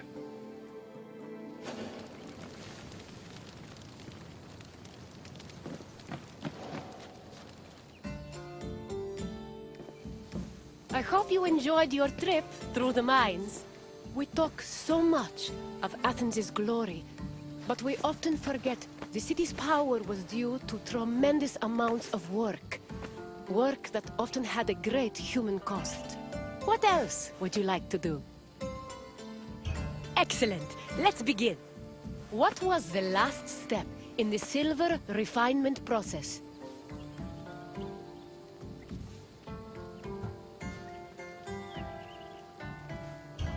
Yes! Cupellation removed any remaining lead, leaving only the silver behind. Now, for the second question. How did workers acquire water for the ore washing process?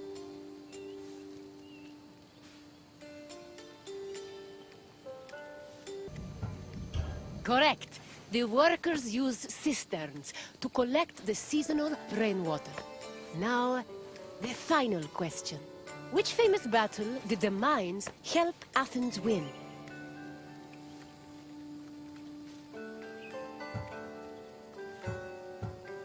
Correct. The Athenians used silver from the mines to finance a massive fleet for the Battle of Salamis.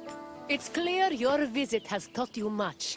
A job well done, Wanderer.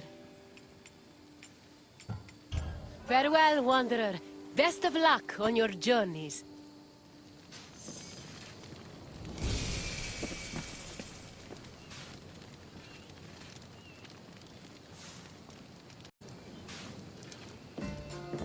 I hope you enjoyed your trip through the mines. We talk so much of Athens' glory, but we often forget the city's power was due to tremendous amounts of work. Work that often had a great human cost. What else would you like to do? Of course! Please follow me!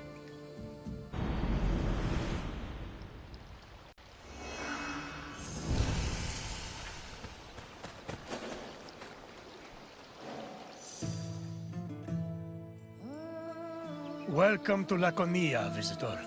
You're here to learn about Spartan society, yes? Then I won't stop you. Sparta is a glorious place, and you should feel honored to be here. Honored, and perhaps somewhat frightened.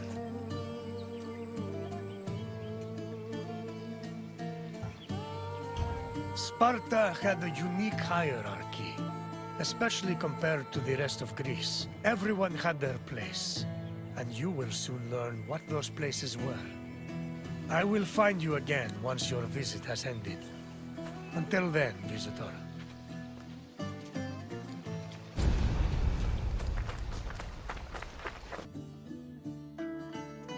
Spartan society was structured around austerity, self-sufficiency, and a hostility towards foreign elements. It was divided into three social classes: citizens, perioikoi, and helots. Citizens were called Spartans, or homoioi. They were free men and women with mostly equal rights and wealth, though their contributions to political life were extremely limited. The perioikoi lived in surrounding areas under Spartan control. They cultivated the land and were primarily merchants and craftsmen. They were also part of the army, and their lands were the first line of defense in the event of a hostile attack. Helots were Sparta's lowest class. They were people who had lost their freedom to the Spartans, and they served the city as slaves. Helots were considered property instead of people. As a result, they had no political or civil rights.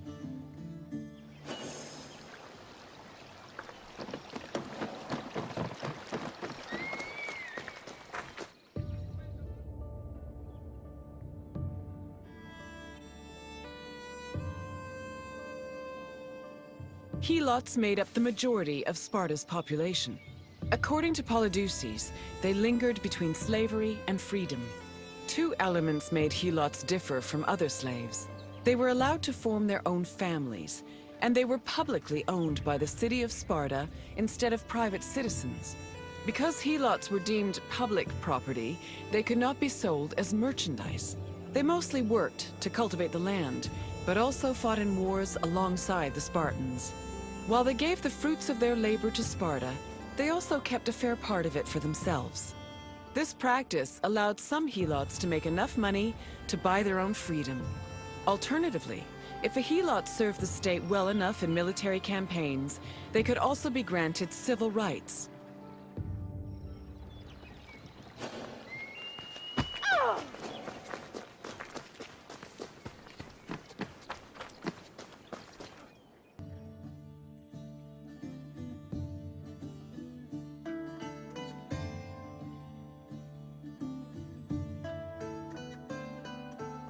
The founding of Sparta is dated around the 9th century BCE.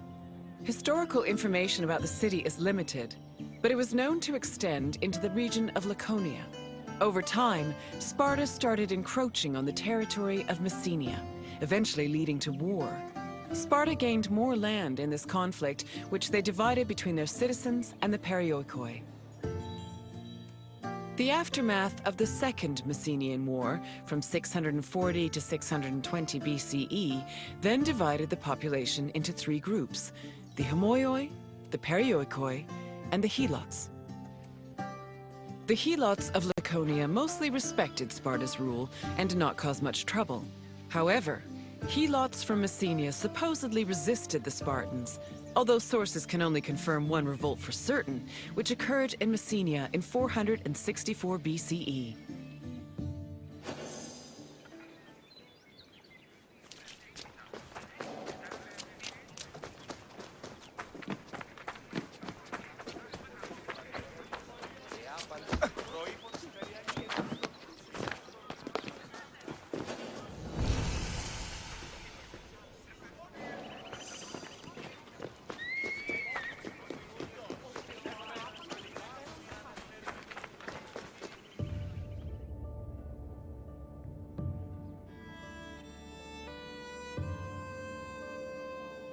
During the 5th century BCE, Helots were quite active in the army, especially during the Peloponnesian War. They served as hoplites on land and as rowers during naval battles. In both cases, they gave Sparta an important numerical advantage. For every Spartan on the battlefield, there were at least 7 Helots. Although many ancient sources say Spartans had a hostile relationship with Helots, they were much more likely to treat them better in times of war. For example, when 300 Helots and 120 elite Spartans were captured by Athens during the Battle of Sphakteria in 425 BCE, the Spartans promised the Helots their freedom if they served them well in combat. Similarly, around the same time, the Spartan general Brasidas fought a battle alongside 700 Helots. Impressed by their courage and loyalty, Brasidas later freed them all and allowed them to join the Perioikoi.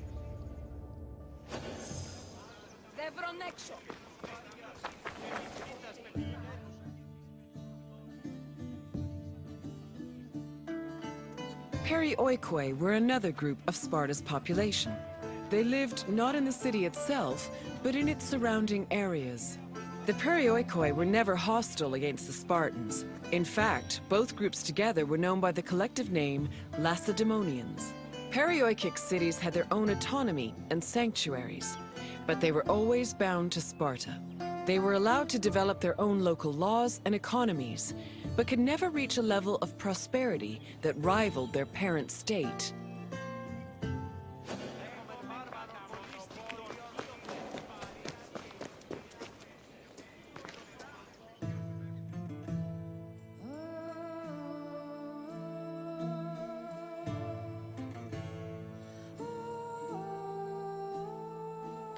I see you've finished. I hope you have a better appreciation for Spartan society. Nothing we do is without reason, and every man, woman, and child has a role to play. What would you like to do? Is that so? Then let us begin. During which battle were Helots promised their freedom?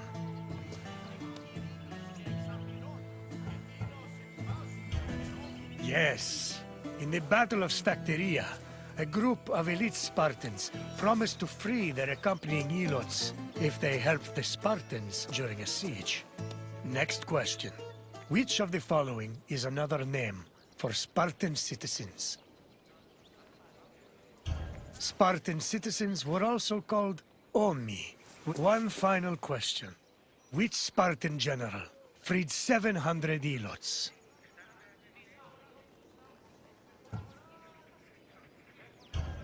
Correct.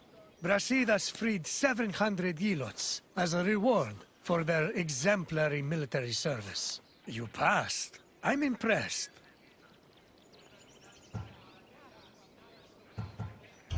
Then you may leave. Farewell, visitor.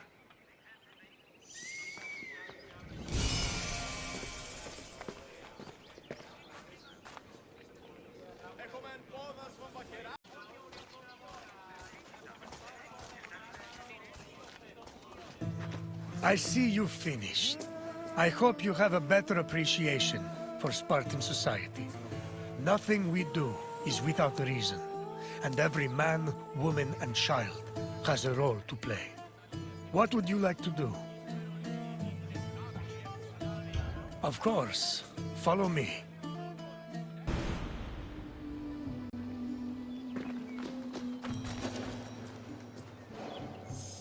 Greetings, visitor. You stand in Sparta's political center, where all of the city's most important decisions were made. You should feel honored. Spartans may be unequaled on the battlefield, but some situations are better solved by a meeting of minds than a clash of swords. Not many, mind you, but some. Sparta's political system was unique in the Greek world. While Athenians wasted hours on end whining and wagging their tongues at each other, Spartan kings made their decisions swiftly and deliberately. They preferred action over words. Come find me again when you finish your visit. We will speak more then. Farewell.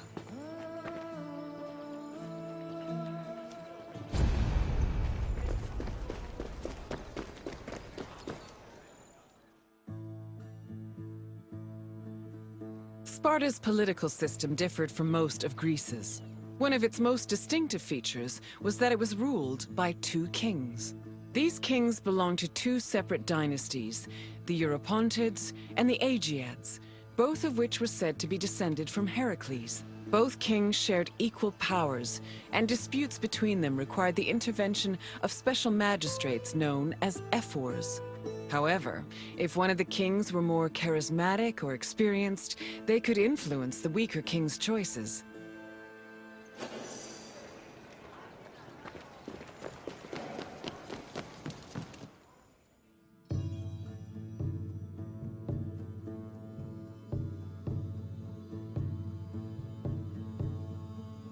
Spartan kings had several responsibilities and functions. As lifetime magistrates, they were technically Sparta's priests and strategists, and their duties encompassed everything from politics to justice. Originally, both kings would lead military campaigns in times of war. However, from 507 BCE onwards, only one of the two kings could be head of the army. On the battlefield, kings were accompanied by 300 elite soldiers for protection. But being a king wasn't only about working and fighting. They enjoyed special privileges as well. Spartan kings lived at the expense of the city, owned royal estates in the surrounding Perioikic cities, and received the majority of the spoils of war. When they passed away, they were buried with special honors, and the population mourned them for a period of 10 days.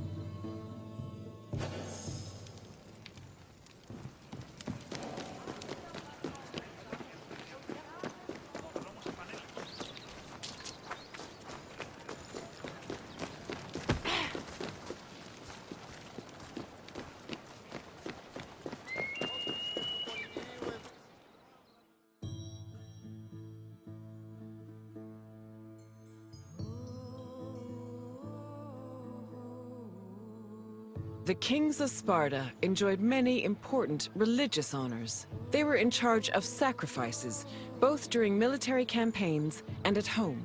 The kings received double portions of the meat at all communal meals, and they were also the first to pour libations. They also personally conducted public sacrifices as priests, which helped remind their subjects of their divine connection to Heracles and Zeus.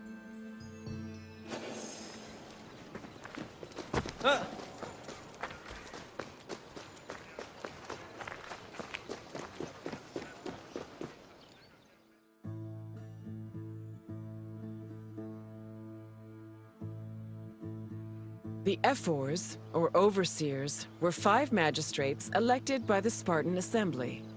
They were chosen from amongst Spartan citizens over 30 and served for 1 year with no possibility of re-election. The ephors played a large part in administrating the city and were considered the most democratic agents in the Spartan political system. They had judicial power and ordered the dispatching of the Spartan army during wars. They also met and negotiated with representatives from other states, in addition to running the agoge, the Spartan education system. While not as powerful as the two kings, the ephors still held great sway over Sparta's affairs.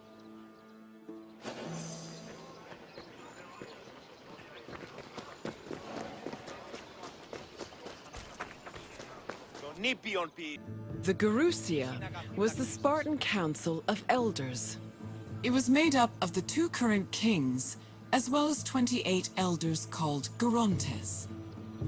They were Spartan citizens over the age of 60, the cutoff age for military duty.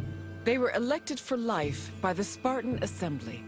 The Gerousia, similar to Athens' Boulé, handled legislative and financial matters. It could submit bills and motions to the Assembly, and could also cancel Assembly decisions with the power of veto. To ensure that the right of veto did not weaken the Assembly, ephors were introduced to keep the Gerousia in check and maintain a steady balance of power. This allowed Sparta to include more just elements in its political system.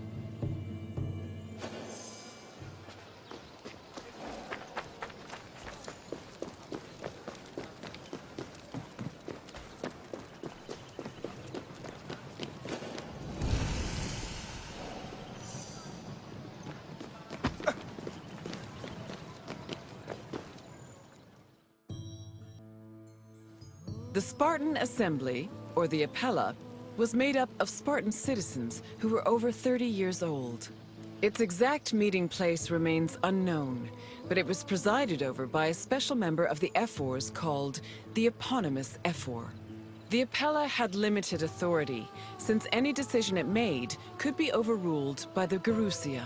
But thanks to the efforts of the ephors, it still played an important role in Spartan society.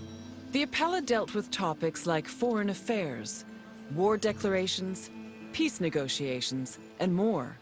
They also elected ephors and Gerousia members, and could both grant political rights to foreigners and remove them from Spartan citizens. Unlike the myriad sources on the functions of the Athenian Assembly, the exact details of the Apella's decision-making process are unknown.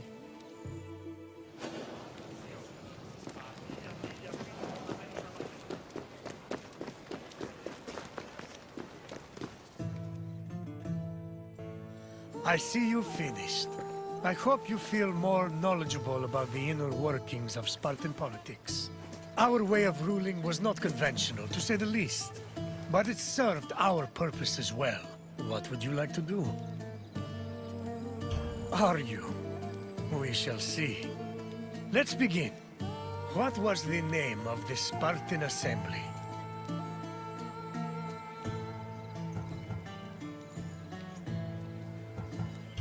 Correct. The Spartan Assembly was known as the Apella. Question 2. How many members did the Gerousia have?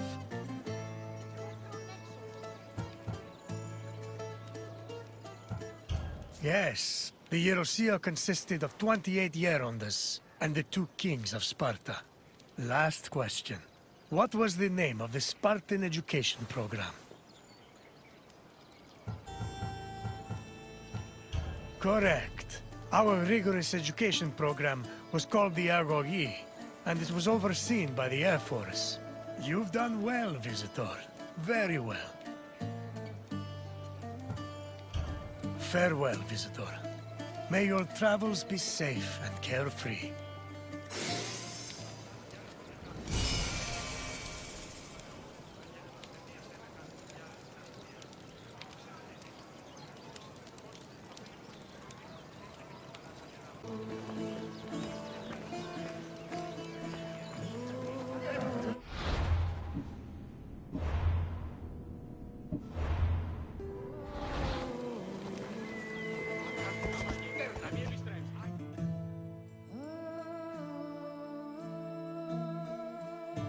I see you finished. I hope you feel more knowledgeable about the inner workings of Spartan politics. Our way of ruling was not conventional, to say the least, but it served our purposes well. What would you like to do? As you wish. Come with me.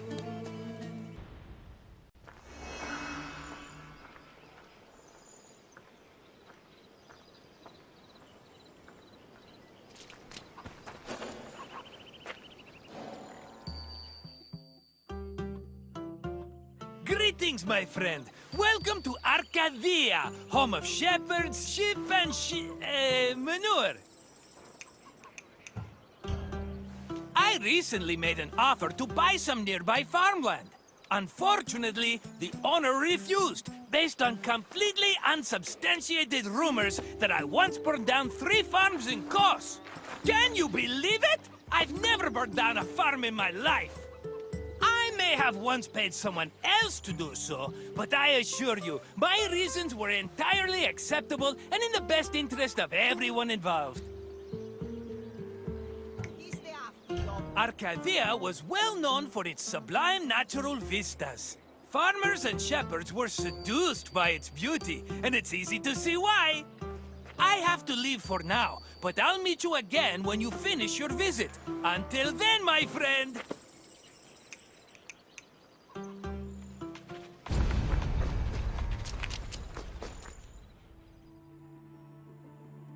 Grain was a staple of the Greek diet, to the point where Homer referred to his compatriots as mortal eaters of bread. Grain farming was a meticulous process. Due to dry summers, artificial irrigation was impossible, so farmers had to rely on rainfall to water their crops. This gave them very narrow windows for sowing and harvesting.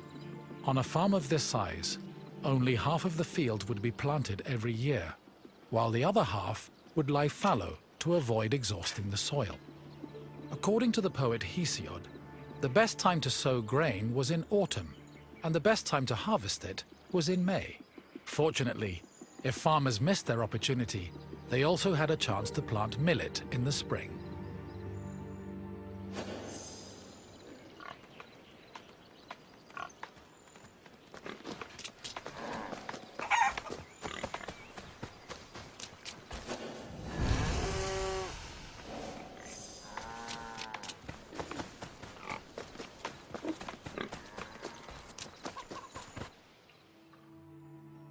Before planting in a field, the land needed to be plowed a total of 3 times. Once in the spring to remove weeds, again in the summer to aerate the soil, and a final time in the winter to plant the seeds in the moist earth. The plow was pulled by 2 oxen, while the sowing of seeds was done by hand. After the seeds were planted, a boy turned the soil with a hoe to protect them from hungry birds. Once the sowing was finished, the farmers waited for winter rains to irrigate the field. They also prayed to the goddess of agriculture, Demeter, and her daughter Persephone, in the hopes of being favored with a bountiful harvest come springtime.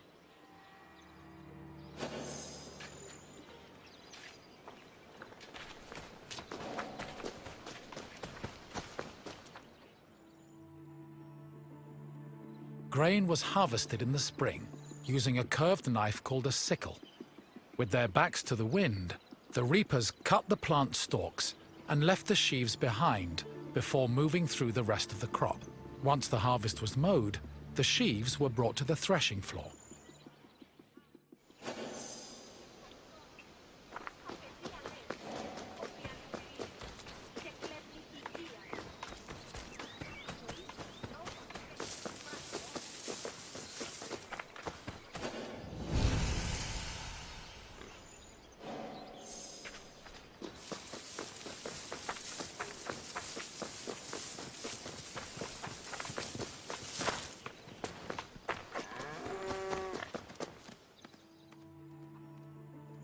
Animal husbandry was an important part of Greek agriculture. Farmers usually kept cattle, donkeys, sheep, goats, pigs, dogs, geese, and chickens. The animals mostly fed in pastures, but could also eat some of the farm's harvested grain, as well as damaged fruit and residue from olive oil and wine production. Livestock had several purposes. Their manure was used to fertilize the fields, and their grazing helped remove weeds. Arcadia was a mountainous region believed to be the home of the god Pan, so farmers were more likely to keep sheep and goats than cattle.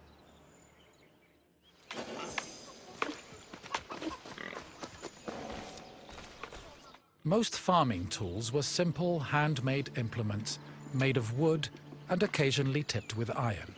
The most complicated tool was the plough, which was made up of several parts, including a beam, a drawbar, and a yoke.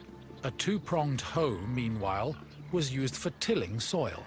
and farmers also had tools for digging and weeding.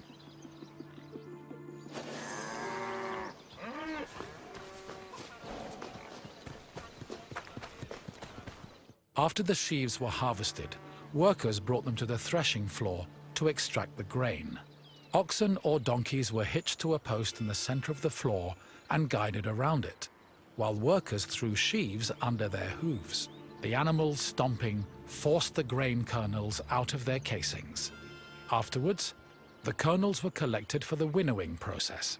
Winnowing helped separate the heavier grain seeds from the chaff. It began with using a wooden shovel to toss the grain. While in the air, the wind blew away the lighter chaff, leaving only the heavier grain.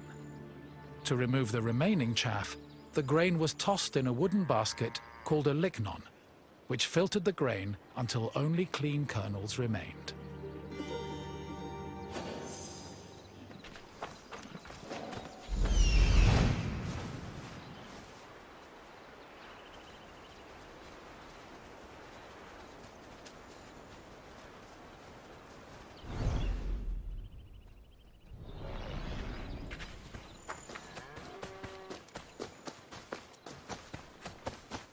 Barley, which was used to make flour, was different from other types of grain. Threshing was not enough to separate the barley from its husk, so instead, it was roasted in a specialized tool called a frigatron. After the barley was roasted, it was pounded with a mortar and pestle. The pounded grain was then ground into a meal, using either a hand mill or a hopper mill. Grinding was boring work, so workers often lightened the mood with a mill song.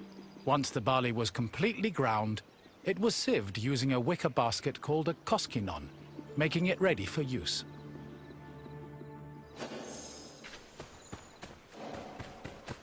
Grain storage areas needed to be dark, dry, cool, contained, and well ventilated to prevent the grain from spoiling.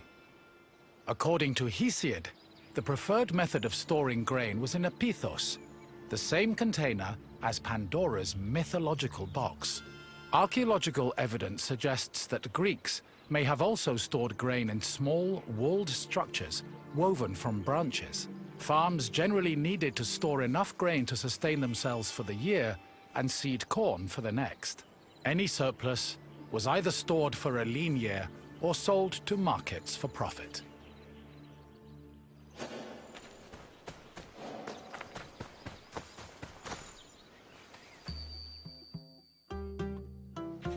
My friend! Good to see you again! You must feel hungry. I know I would, spending all that time watching farmers working themselves to the bone. Now, what else can I do for you? If you say so, let's get started. According to Hesiodos, what was the best month to start harvesting grain?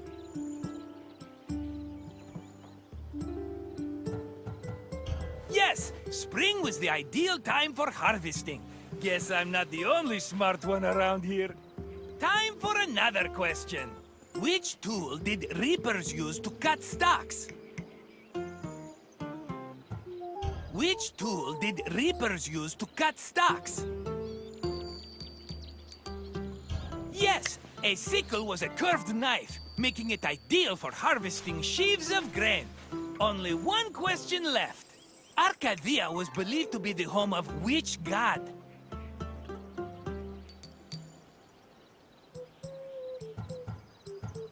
Correct! Pan supposedly called the mountainous region his home. Incredible work, my friend. It's safe to say your mind is definitely more wheat than chaff. Safe travels, my friend. We'd better be seeing each other again soon.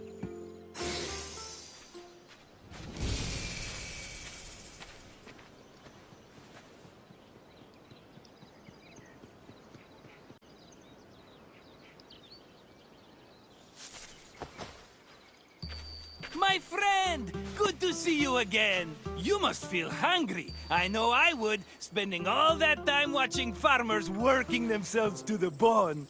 Now, what else can I do for you? Of course! Just follow me and we'll be there in no time!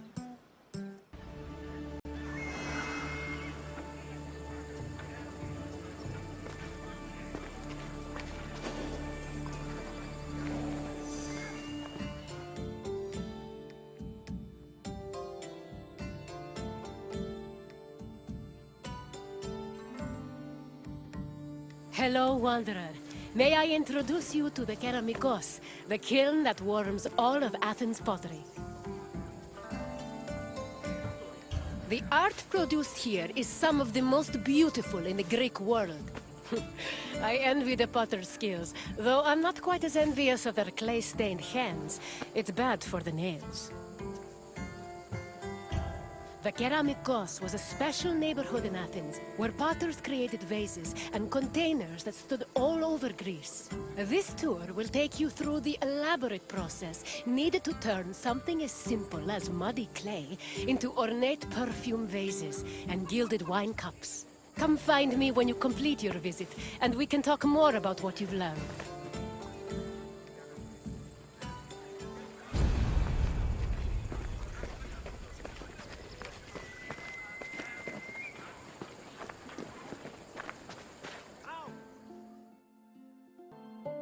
The Keramikos was a large, sprawling area northwest of Athens' Acropolis. While part of it was used as a graveyard, it was also dedicated to the creation of pottery. The Keramikos was so significant to the art form that its name lives on in the word ceramics. Perhaps drawn by the river, potters moved into the area and formed their own bustling community. It's believed that by the end of the 5th century BCE, hundreds of thousands of pottery vessels had been made in Athens, including everything from heavy, undecorated cooking pots to delicate and beautiful containers reserved for the most precious oils. Sadly, only around 1% of these works survive today, some only in small fragments.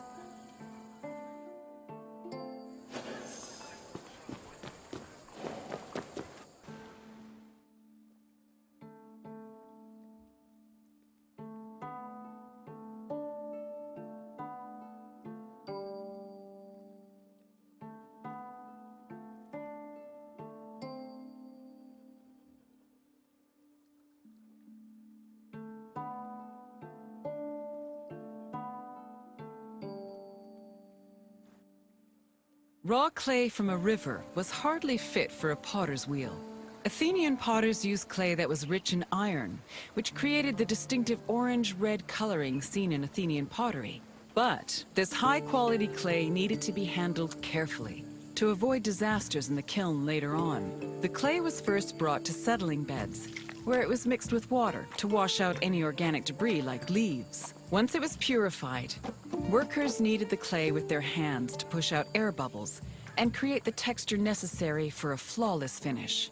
One of the goals of these early steps was to remove any impurities that could destroy a delicate design, or worse, render a vase unusable.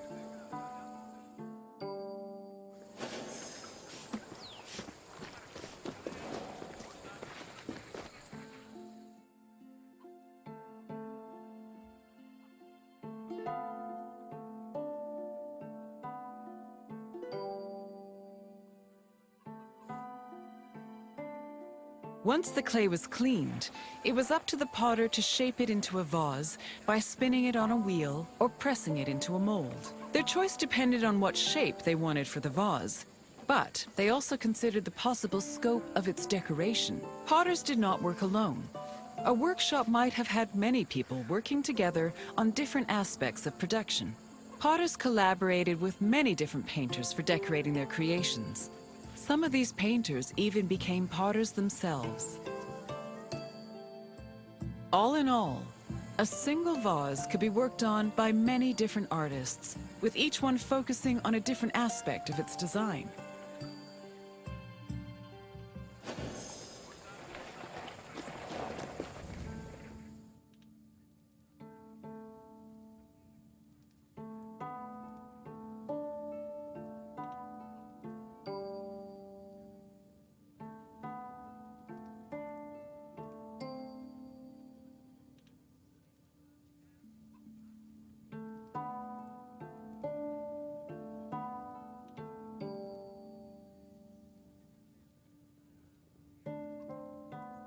After the pots were shaped and decorated, they were packed into kilns for the lengthy and delicate firing process. The process had 3 stages: oxidation, reduction, and reoxidation. The main purpose of the firing process was to carefully manage the clay's exposure to oxygen.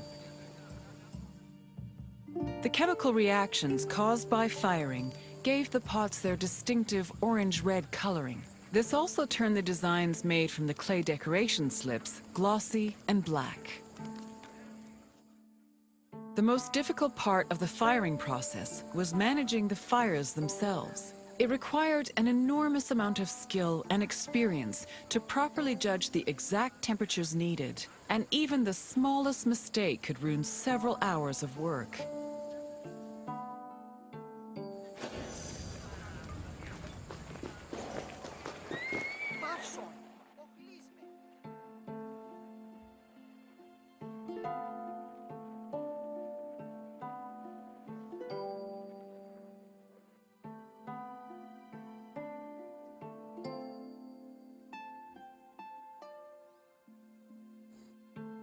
Vases could be decorated in all sorts of ways.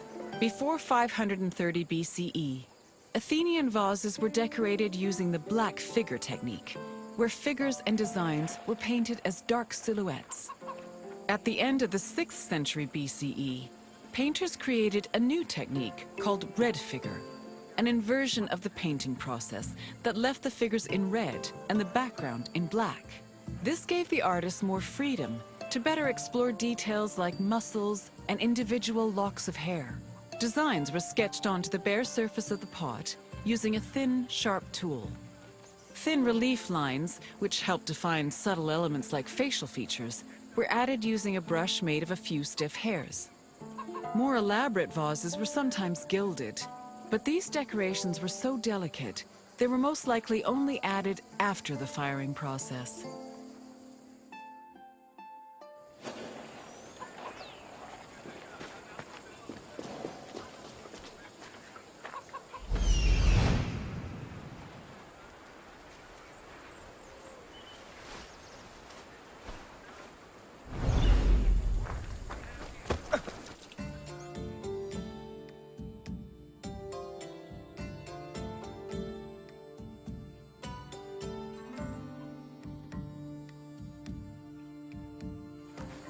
You've returned! As you can see, pottery was an arduous and delicate process, but was exemplary of the skill and craftsmanship that dominated Greek art and culture. Now, is there something else you'd like to do? Then let's get right to it, starting with an easy question. What was responsible for the orange-red color of most Athenian vases?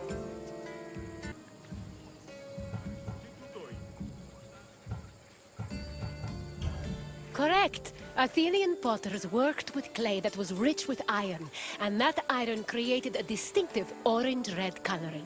On to the next question. What were the chambers for firing pottery called?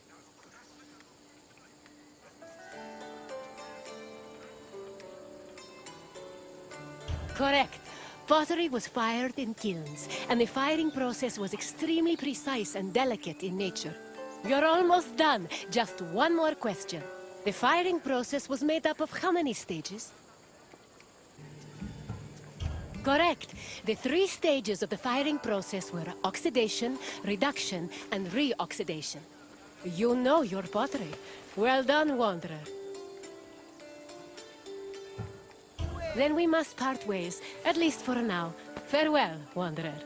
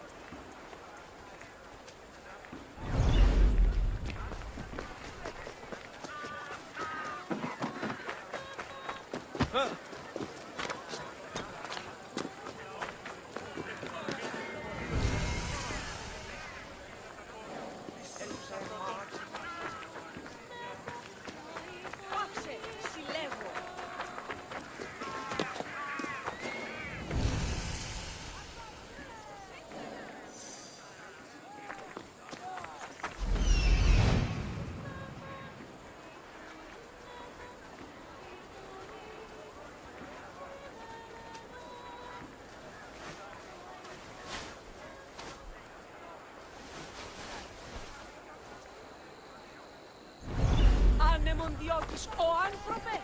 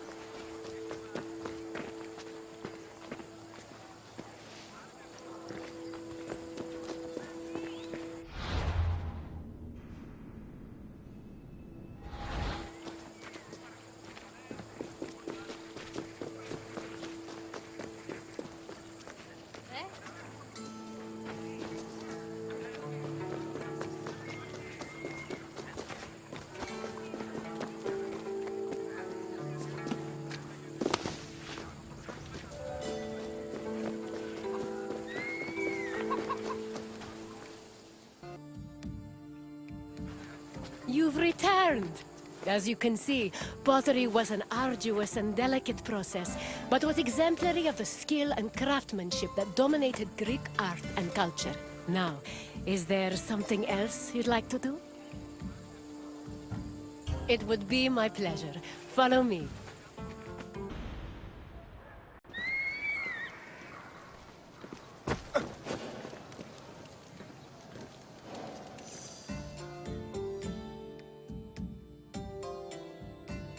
Welcome, wanderer, to the democratic center of Athens, otherwise known as the Pnyx.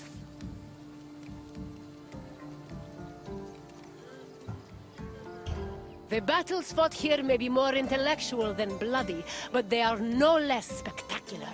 These outcomes will affect an entire city in a different way.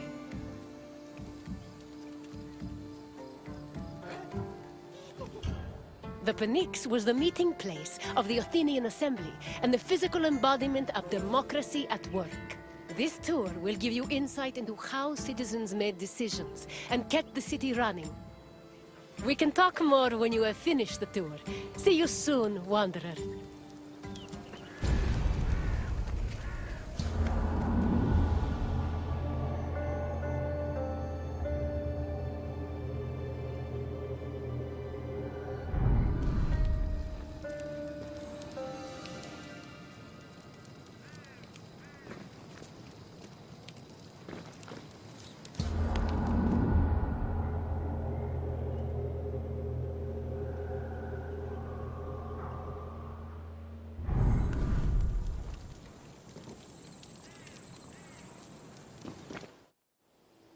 The Athenian assembly was known as the Ecclesia. It met at the Pnyx 40 times a year to discuss various civic matters, and each session usually lasted a few hours. The word Pnyx is believed to mean something close to packed together. This was probably a reference to the fact that during meetings of the Ecclesia, the location would be filled to its capacity, with citizens packed in practically shoulder to shoulder. All male citizens were allowed to directly participate in the democratic process. Those over 20 years old had the right to speak and vote, while those over 30 could be elected to the higher position of magistrate. In total, there were approximately 30,000 citizens in Athens in the classical period. To draft and adopt decrees, 6,000 of them had to attend the meeting.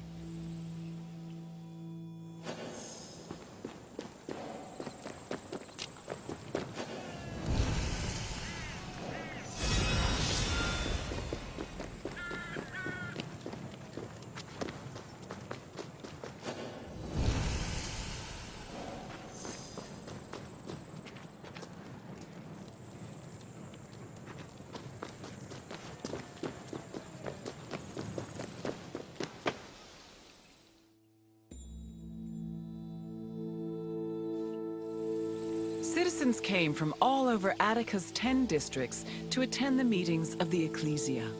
The meeting was presided over by an executive council called the Prytanes. Every session began with a sacrifice to Zeus Agoreos, the patron of the assembly. During the meeting, citizens delivered speeches from the Pnyx's platform on whatever issues the city faced.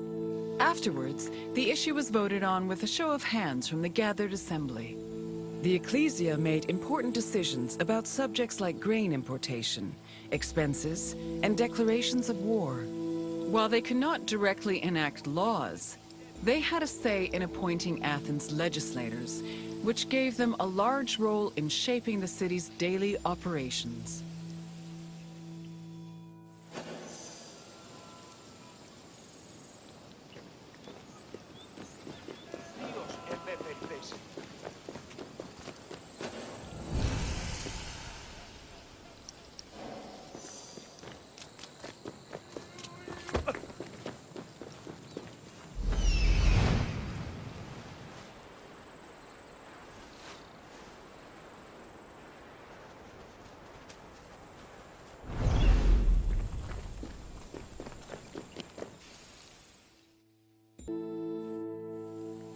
While some citizens only participated in the sessions of the Ecclesia, others could become more involved in democracy as magistrates. Magistrates were elected from among Athenian citizens over 30. They were often successful orators and charismatic politicians, and they held much more sway over important decisions than the average citizen. One of the most famous magistrates was Pericles, who was so popular, he held his position for 15 years.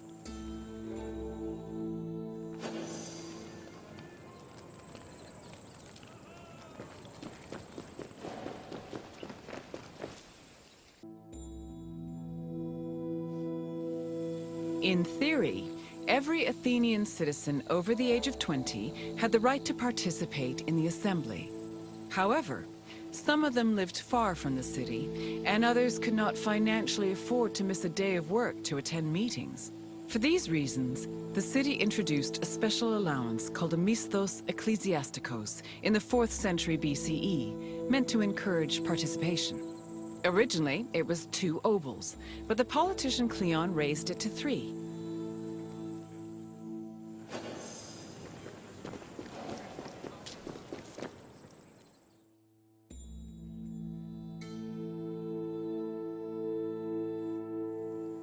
Athens introduced several innovations that heavily influenced modern society, including theater, architecture, and philosophy. However, their greatest contribution was their democratic government, which introduced the concept of a city ruled by its citizens. The decision to adopt democracy as a government, a choice made in 508 BCE, shaped civilization as we know it, and continues to affect us today.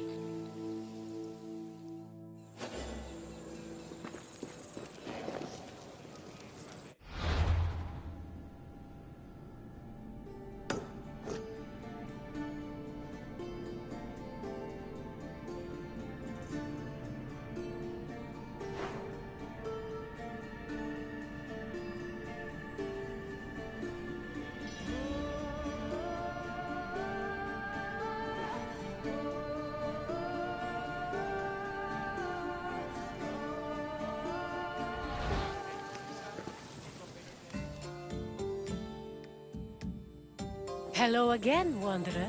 I trust you appreciated learning about the inner workings of the city. Is there anything else you'd like to do? Then let's start with a simple question. Approximately how many citizens were in Athens in my time? Yes, there were approximately 30,000 citizens in Athens, although the population as a whole was much larger. On to the second question. Who of the following was a famous Athenian magistrate?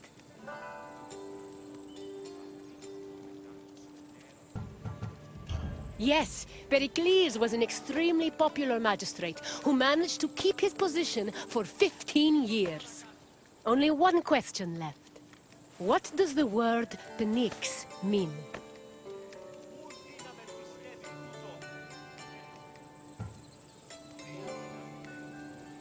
Correct. The Pnyx was usually crowded with citizens attending meetings of the Ecclesia.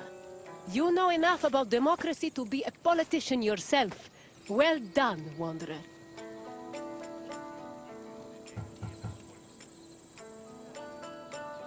Very well. Farewell, Wanderer.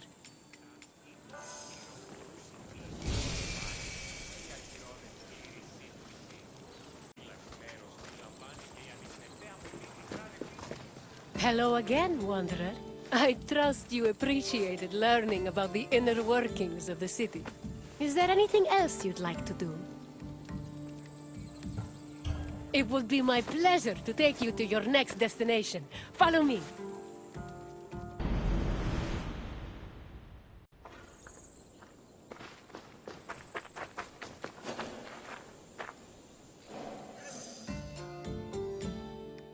Welcome to the Gymnasium of the Knossos, one of the many places where philosophers came to enrich the mind and enlighten the spirit.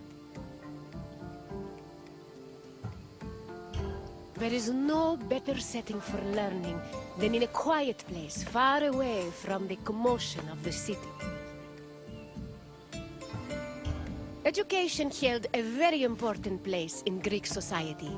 The most prominent educators were philosophers, whose teachings ranged from everyday rituals to the makeup of the universe. Once your tour is complete, come find me, and we can discuss what you've learned. Farewell for now, Wanderer.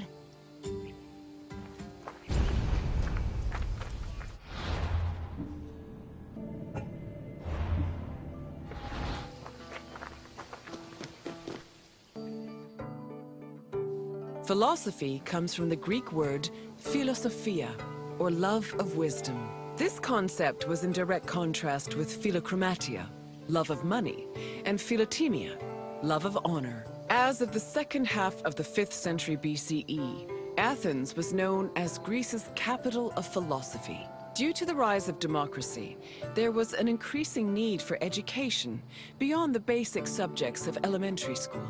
Athenian citizens needed to be able to participate in various functions of the democratic state, such as being elected for office, proposing new laws, engaging in military decisions, or simply defending their rights.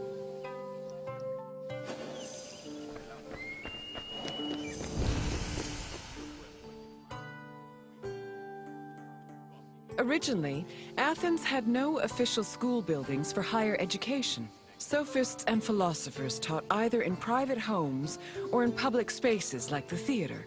To recruit young pupils for long-term curricula, they also held classes in gymnasia, where young Athenians underwent physical training. The Cynosarges was a sanctuary to Heracles, located in the south suburb of Athens. At the beginning of the 4th century BCE, Antisthenes used this sanctuary as a teaching spot for his school of philosophy, the aptly named Cynicism.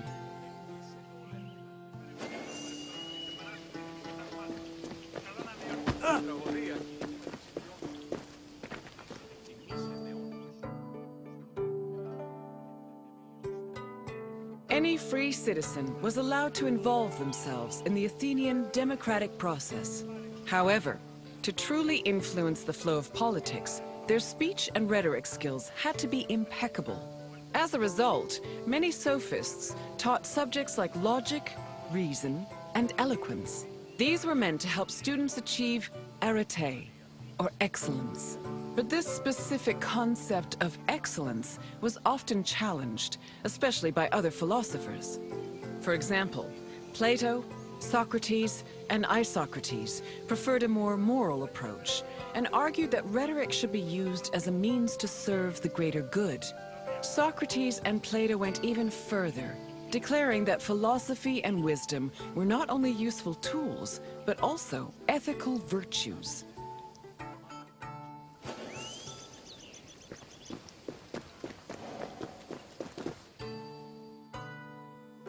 Ancient Greek philosophy was multidisciplinary in nature. In addition to wisdom and logic, philosophers also studied and taught math, geometry, music theory, and even medicine. For example, the philosopher Prodicus wrote a treatise called On Human Nature, where he outlined various explanations on human physiology. Philosophy's influence was also great enough to affect medicine. Hippocratic physicians were known to incorporate philosophical ideas into their work, and the treatise On Airs seems to be influenced by pre-Socratic theories on air being the first principle of the universe.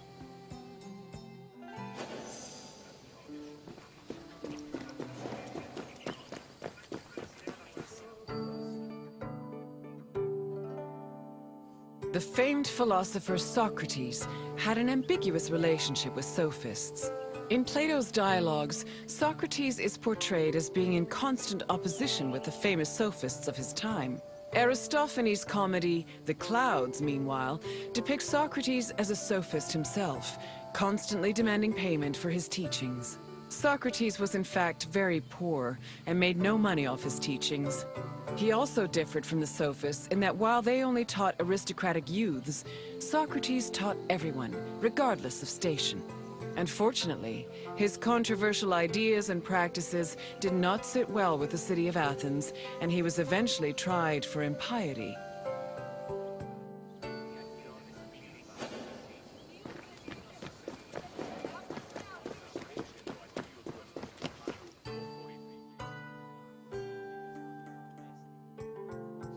Philosophy was not only a collection of ideas, but a way of life.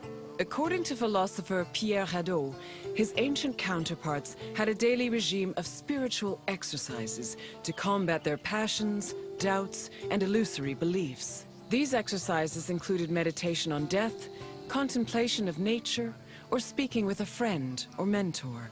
Philosophers also followed specific dress codes and diets. They were also part of a community of masters and students. These communities were created and strengthened in schools. Plato founded such a school in the early 4th century BCE, when he purchased a property in a grove just outside of Athens. The school was designed to groom students into philosopher citizens who could eventually rule the city in a measured and fair manner. It followed its own rules and was open to both male and female disciples.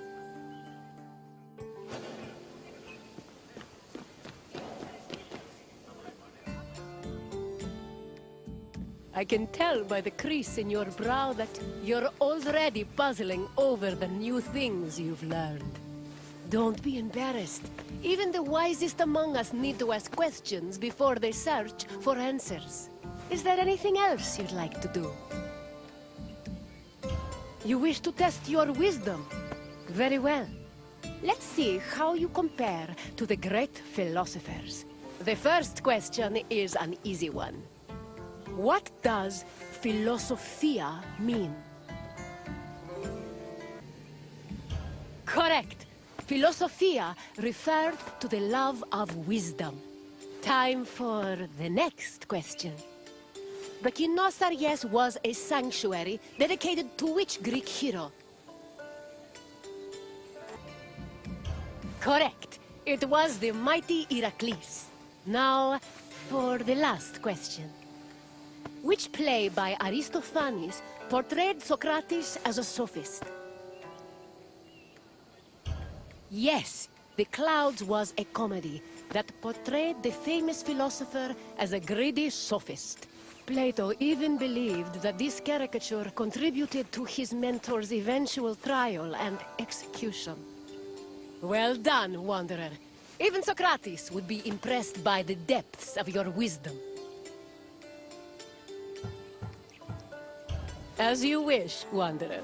Safe travels.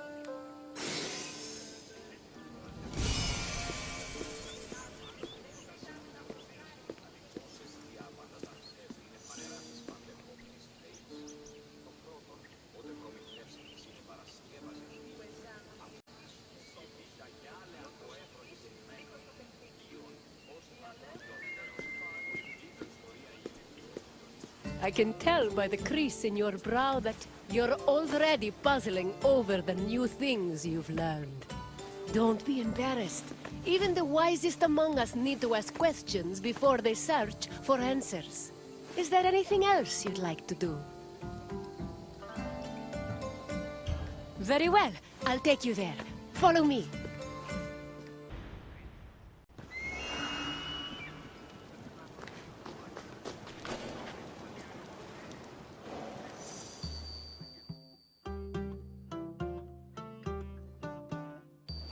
My friend, welcome to Kythera, where clothes are dyed and noses are assaulted by disgusting smells.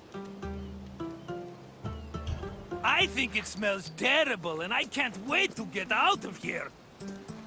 The colors are pretty, though. This little island was where dyers brought all the color to Greek fashion through an intensely stinky procedure. This tour will reveal the steps it took for workers to brew the dye. Try not to step in any mollusk guts as you enjoy your visit. I promise I'll meet you at the end of your tour. See you soon, my friend.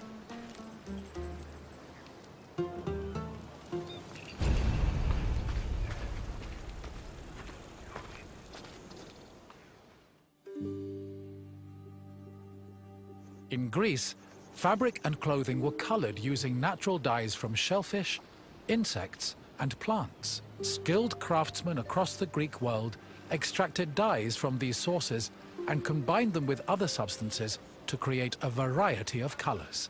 The dyeing process supposedly produced incredibly pungent smells, and ancient writers would often comment on the stink in their works.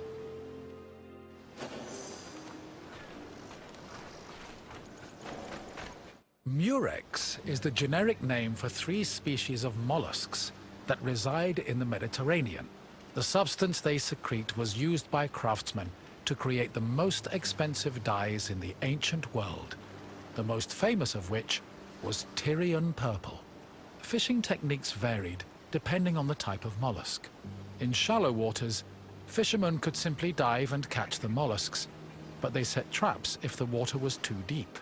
Being carnivorous, murex were often lured using dead animal flesh as bait. It was imperative that the mollusks be captured alive, as they only secreted the precious purple liquid needed for dyes upon death.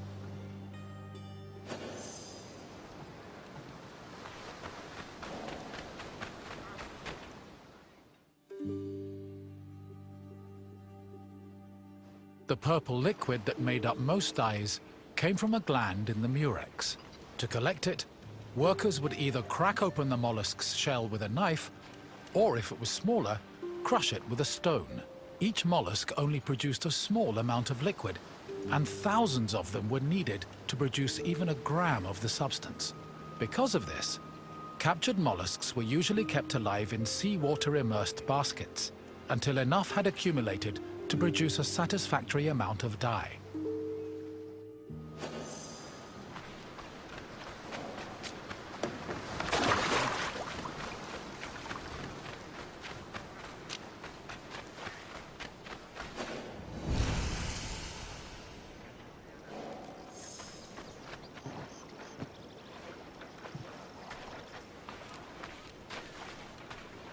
The mollusk glands were mixed with salt and left to decompose for 3 days.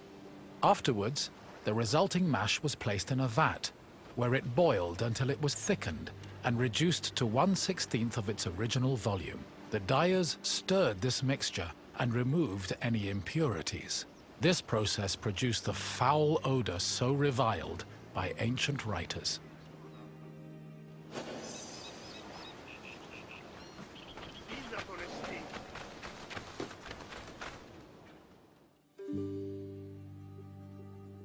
Dyers checked the hue of the purple liquid by dipping in raw wool. The hue could be changed by adjusting the temperature of the liquid and by soaking the wool for different periods of time, with longer soaking producing deeper shades. The wool was dyed once before spinning and again before weaving to ensure it maintained its color. While murex purple dyed wool easily, it did not adhere as well to other fabrics, such as linen.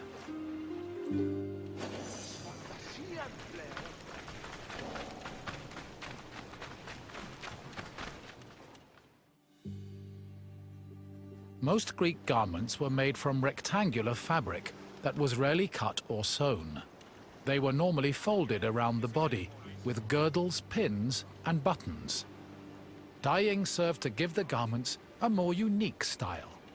Decorations were also widely used, and were either woven or painted on. They depicted things like animals, human figures, and mythological scenes.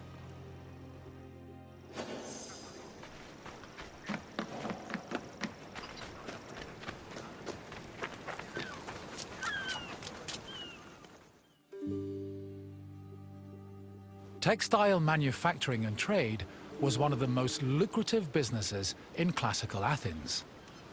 Textiles were made of either wool or linen, with wool being the most common. Women produced the garments worn in domestic life, although some men ran professional workshops that fulfilled the same need. Other textiles were made by slaves and laborers under the supervision of master weavers, fullers, and dyers.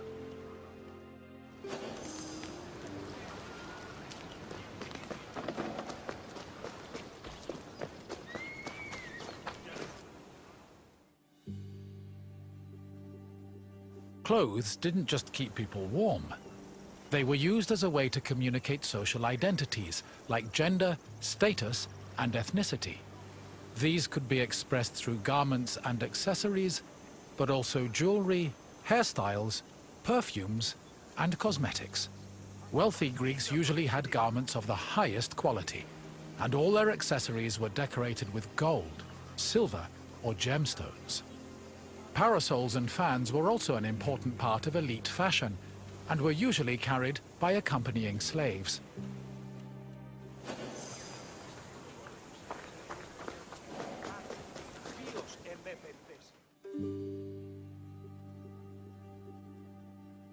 The The most common Greek garments were the peplos, the chiton, and the hymation. The peplos, typically worn by women, was a body-length cloth. It was folded back on itself and worn draped over the body and pinned over the shoulders. The chiton was a long garment with sleeves. Ankle-length chitones were normally worn by women, while men wore shorter versions of the garment. A hymation was a mantle that was worn over both the chiton and the peplos. Outside of daily life, there were also specialized clothes worn only in exceptional situations like weddings and religious ceremonies.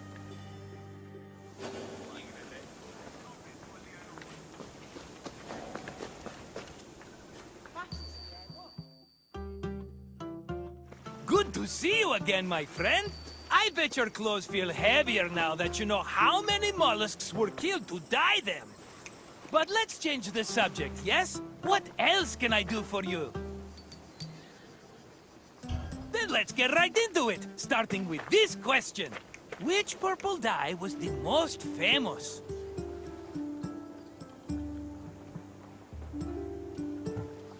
Yes, the purple created from murex secretions was one of the most expensive and well-known dyes in the world.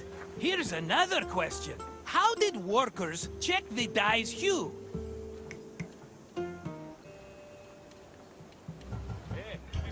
Correct! Workers dip wool into the mixture to gauge the exact hue of the dye. Almost done, my friend. Just one final question. Which body-length garment was typically worn by women?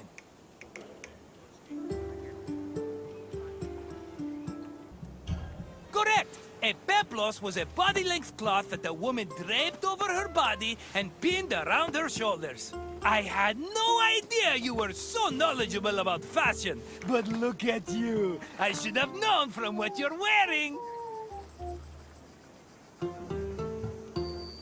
You've got it, my friend. Farewell for now.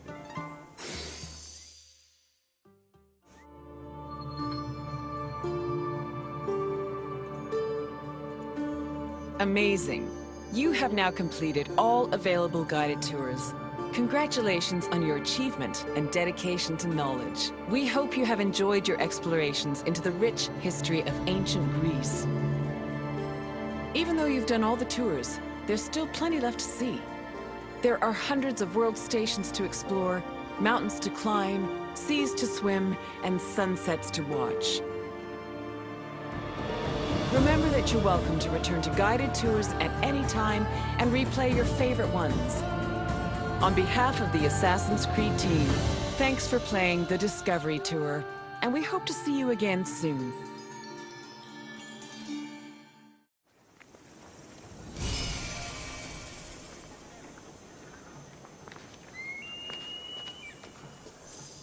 Η οφθαλμή μου πεσέβουση.